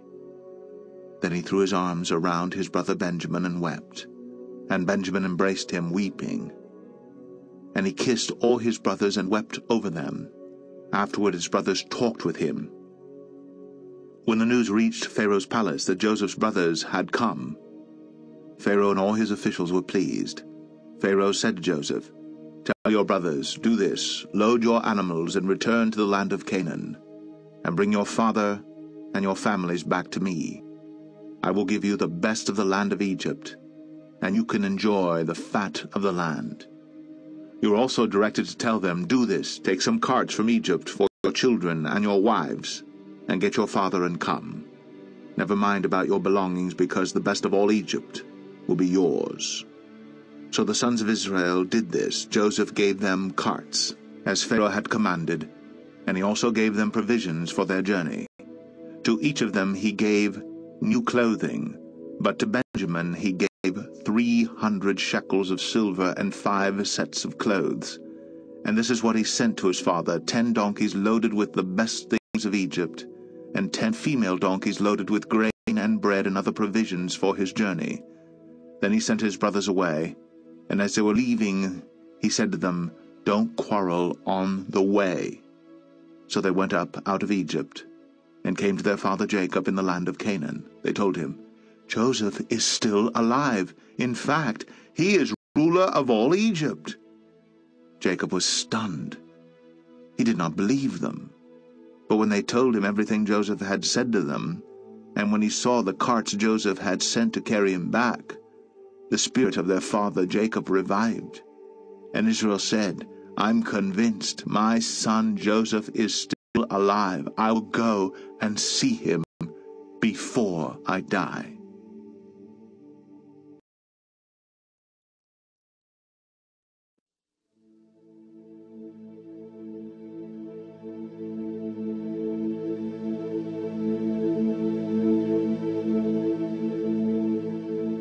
The Book of Genesis. Genesis 46. So Israel set out with all that was his, and when he reached Beersheba, he offered sacrifices to the God of his father Isaac. And God spoke to Israel in a vision at night and said, "Jacob, Jacob." "Here I am," he replied. "I am God, the God of your father," he said. "Do not be afraid to go down to Egypt, for I will make you into a great nation there. I will go down to Egypt with you, and I will surely bring you back again, and Joseph's own hand will close your eyes." Then Jacob left Beersheba, and Israel's sons took their father Jacob and their children and their wives in the carts that Pharaoh had sent to transport him. They also took with them their livestock and the possessions they had acquired in Canaan, and Jacob and all his offspring went to Egypt. He took with him to Egypt his sons and grandsons, and his daughters and granddaughters, all his offspring. These are the names of the sons of Israel, Jacob and his descendants, who went to Egypt. Reuben, the firstborn of Jacob. The sons of Reuben, Hanok, Palu, Hezron, and Carmi. The sons of Simeon, Jemuel, Jamin, Ohad, Jachin, Zohar, and Shaul the son of a Canaanite woman. The sons of Levi, Gershon, Kohath, and Merari. The sons of Judah, Onan, Shelah, Perez, and Zerah. But and Onan had died in the land of Canaan. The sons of Perez, Hezron and Hamul. The sons of Issachar, Tola, Pua, Jashub, and Shimron. The sons of Zebulun, Sered, Elon, and Jaliel. These were the sons Leah bore to Jacob in Padan Aram, besides his daughter Dinah. These sons and daughters of his were 33 in all. The sons of Gad, Zephon, Haggai, Shunai, Esbon, Eri, Eridai, and Erelai. The sons of Asher, Imnah, Ishva, Ishvi, and Beriah. Their sister was Sarah. The sons of Beriah, Heber, and Malchiel. These were the children born to Jacob by Zilpah, whom Laban had given to his daughter Leah, 16 in all. The sons of Jacob's wife, Rachel, Joseph, and Benjamin. In Egypt, Manasseh and Ephraim were born to Joseph by Asnath, daughter of Potipharah, priest of On.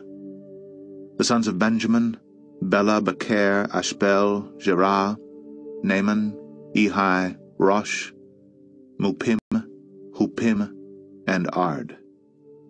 These were the sons of Rachel who were born to Jacob, 14 in all. The sons of Dan, Hushim. The sons of Naphtali, Jaziel, Gunai, Jezer, and Shalem.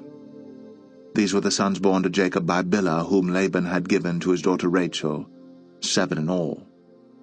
All those who went to Egypt with Jacob, those who were his direct descendants, not counting his sons' wives, numbered 66 persons. With the 2 sons who had been born to Joseph in Egypt, the members of Jacob's family, which went to Egypt, were 70 in all.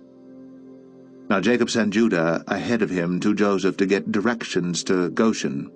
When they arrived in the region of Goshen, Joseph had his chariot made ready and went to Goshen to meet his father Israel. As soon as Joseph appeared before him, he threw his arms around his father and wept for a long time. Israel said to Joseph, "Now I am ready to die, since I have seen for myself that you are still alive."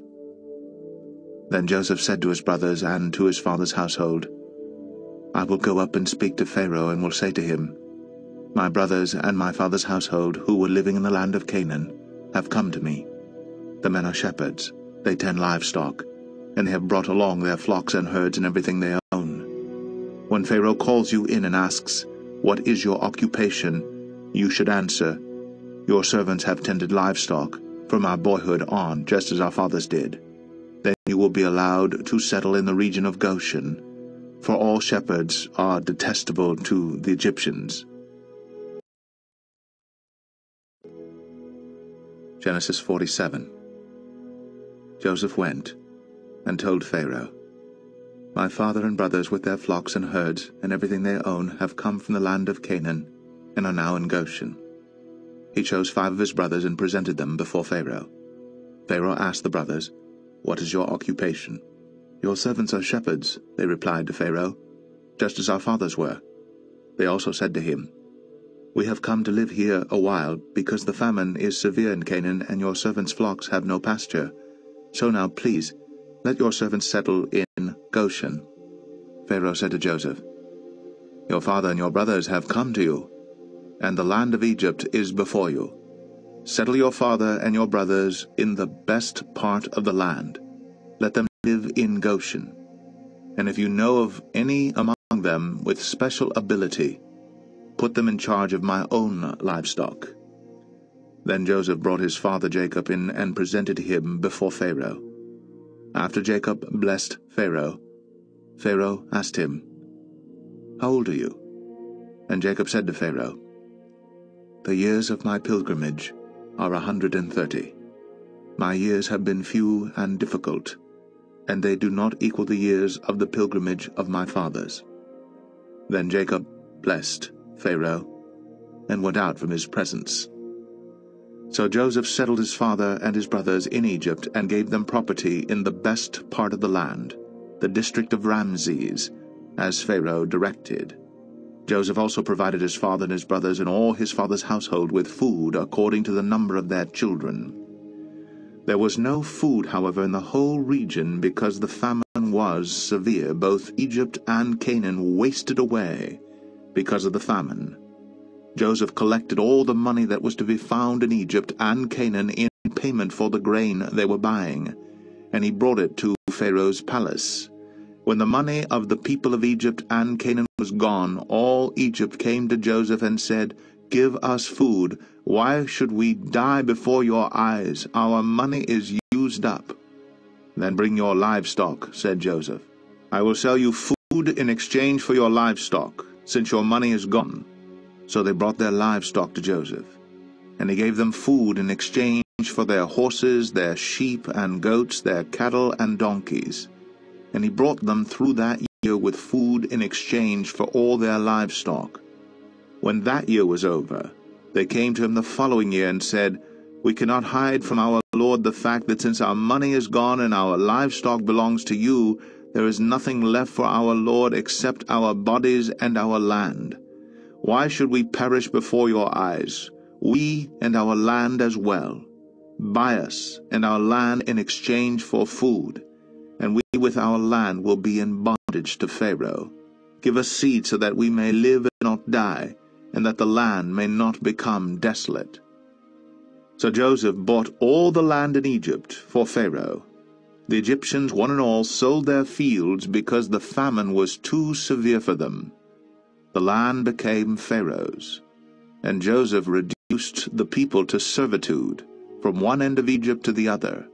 However, he did not buy the land of the priests, because they received a regular allotment from Pharaoh and had food enough from the allotment Pharaoh gave them. That is why they did not sell their land. Joseph said to the people, "Now that I have bought you and your land today for Pharaoh, here is seed for you so you can plant the ground. But when the crop comes in, give a fifth of it to Pharaoh. The other 4/5 you may keep as seed for the fields, and as food for yourselves and your households and your children." "You have saved our lives," they said. "May we find favor in the eyes of our Lord. We will be in bondage to Pharaoh." So Joseph established it as a law concerning land in Egypt, still in force today, that a fifth of the produce belongs to Pharaoh. It was only the land of the priests that did not become Pharaoh's. Now the Israelites settled in Egypt in the region of Goshen.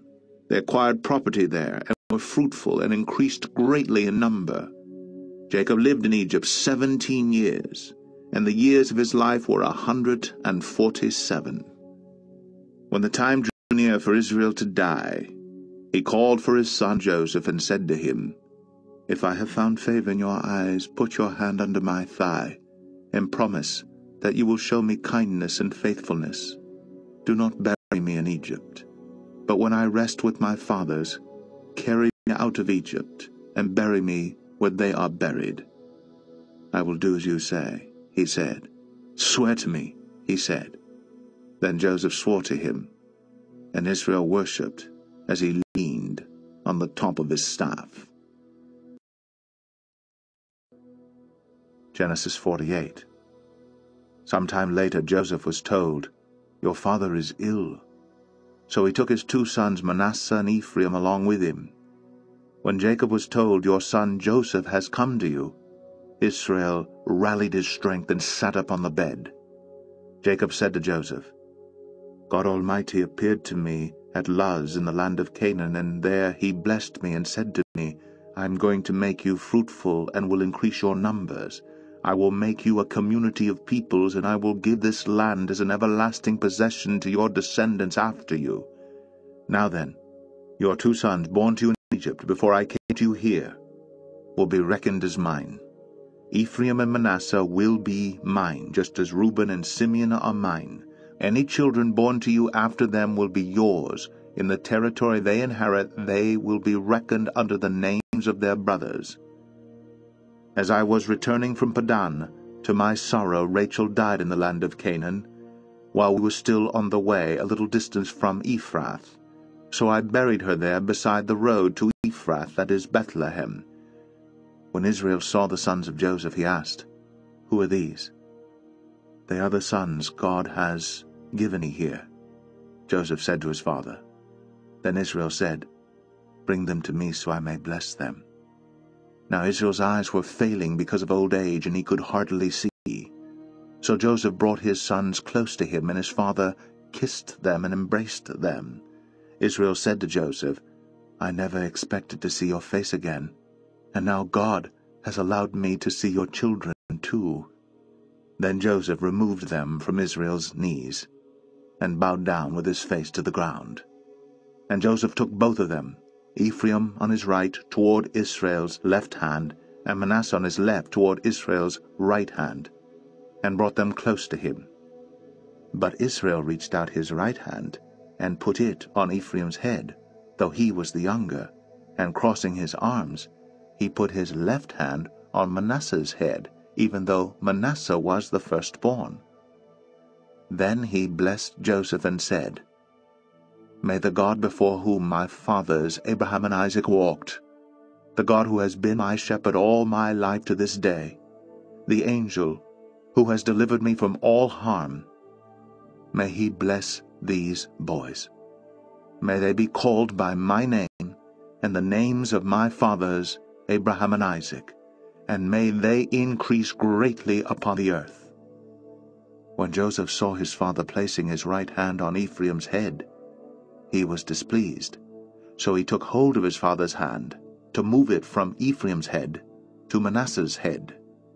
Joseph said to him, "No, my father, this one is the firstborn. Put your right hand on his head." But his father refused and said, "I know, my son, I know. He too will become a people, and he too will become great. Nevertheless, his younger brother will be greater than he, and his descendants will become a group of nations." He blessed them that day and said, "In your name will Israel pronounce this blessing. May God make you like Ephraim and Manasseh." So he put Ephraim ahead of Manasseh. Then Israel said to Joseph, "I am about to die, but God will be with you and take you back to the land of your fathers. And to you, as one who is over your brothers, I give the ridge of land I took from the Amorites with my sword and my bow."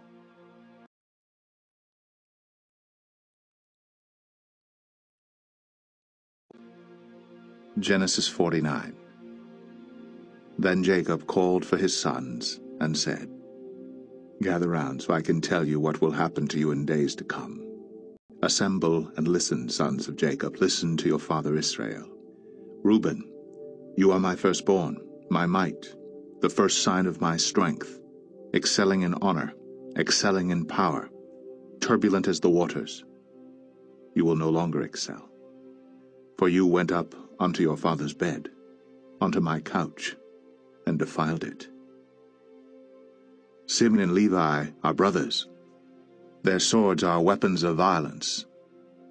Let me not enter their council. Let me not join their assembly. For they have killed men in their anger, and hamstrung oxen as they pleased. Cursed be their anger, so fierce, and their fury so cruel. I will scatter them in Jacob, and disperse them in Israel. Judah, your brothers will praise you. Your hand will be on the neck of your enemies. Your father's sons will bow down to you. You are a lion's cub, O Judah. You return from the prey, my son.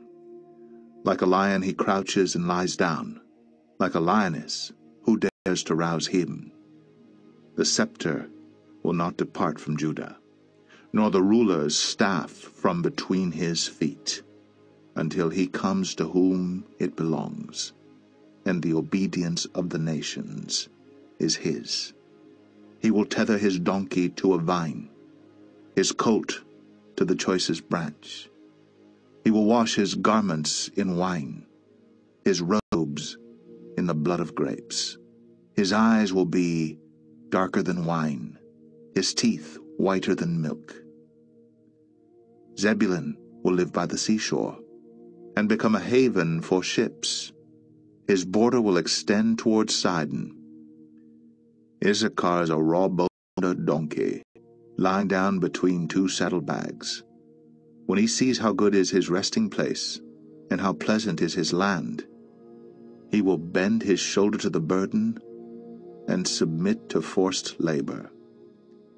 Dan will provide justice for his people as one of the tribes of Israel. Dan will be a serpent by the roadside, a viper along the path that bites the horse's heels, so that its rider tumbles backward. I look for your deliverance, O Lord. Gad will be attacked by a band of raiders, but he will attack them at their heels. Asher's food will be rich. He will provide delicacies fit for a king. Naphtali is a doe set free that bears beautiful fawns. Joseph is a fruitful vine near a spring, whose branches climb over a wall. With bitterness archers attacked him. They shot at him with hostility, but his bow remained steady. His strong arms stayed limber.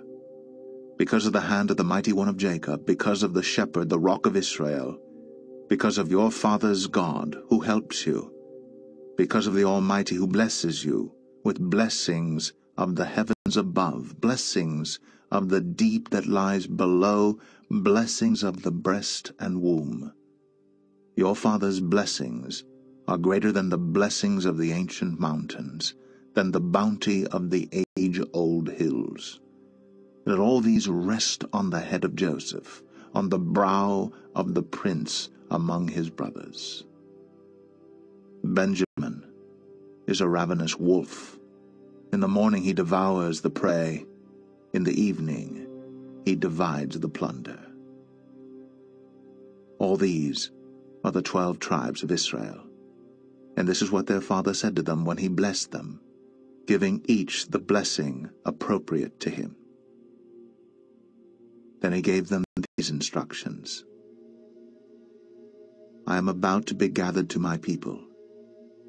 Bury me with my fathers in the cave in the field of Ephron the Hittite, the cave in the field of Machpelah near Mamre in Canaan, which Abraham bought as a burial place from Ephron the Hittite along with the field. There Abraham and his wife Sarah were buried. There Isaac and his wife Rebekah were buried. And there I buried Leah. The field and the cave in it were bought from the Hittites. When Jacob had finished giving instructions to his sons, he drew his feet up into the bed, breathed his last, and was gathered to his people. Genesis 50. Joseph threw himself upon his father, and wept over him and kissed him. Then Joseph directed the physicians in his service to embalm his father Israel. So the physicians embalmed him, taking a full 40 days, for that was the time required for embalming. And the Egyptians mourned for him 70 days. When the days of mourning had passed, Joseph said to Pharaoh's court, If I have found favor in your eyes, speak to Pharaoh for me, tell him, My father made me swear an oath and said, I am about to die. Bury me in the tomb I dug for myself in the land of Canaan. Now let me go up and bury my father, then I will return. Pharaoh said, Go up and bury your father, as he made you swear to do. So Joseph went up to bury his father. All Pharaoh's officials accompanied him, the dignitaries of his court, and all the dignitaries of Egypt, besides all the members of Joseph's household, and his brothers, and those belonging to his father's household. Only their children, and their flocks, and herds were left in Goshen. Chariots and horsemen also went up with him. It was a very large company. When they reached the threshing floor of Atad, near the Jordan, they lamented loudly and bitterly, and there Joseph observed a 70-day period of mourning for his father. When the Canaanites who lived there saw the mourning at the threshing floor of Atad, they said, The Egyptians are holding a solemn ceremony of mourning. That is why that place near the Jordan is called Abel Mizraim. So Jacob's sons did as he had commanded them. They carried him to the land of Canaan and buried him in the cave in the field of Machpelah near Mamre, which Abraham had bought as a burial place from Ephron the Hittite along with the field. After burying his father, Joseph returned to Egypt, together with his brothers and all the others who had gone with him to bury his father. When Joseph's brothers saw that their father was dead, they said, "What if Joseph holds a grudge against us and pays us back for all the wrongs we did to him?" So they sent word to Joseph, saying, "Your father left these instructions before he died. This is what you are to say to Joseph. I ask you to forgive your brothers the sins and the wrongs they committed in treating you so badly. Now please forgive the sins of the servants of the God of your father." When their message came to him, Joseph wept. His brothers then came and threw themselves down before him. "We are your slaves," they said. But Joseph said to them, "Don't be afraid. Am I in the place of God? You intended to harm me, but God intended it for good, to accomplish what is now being done, the saving of many lives. So then, don't be afraid.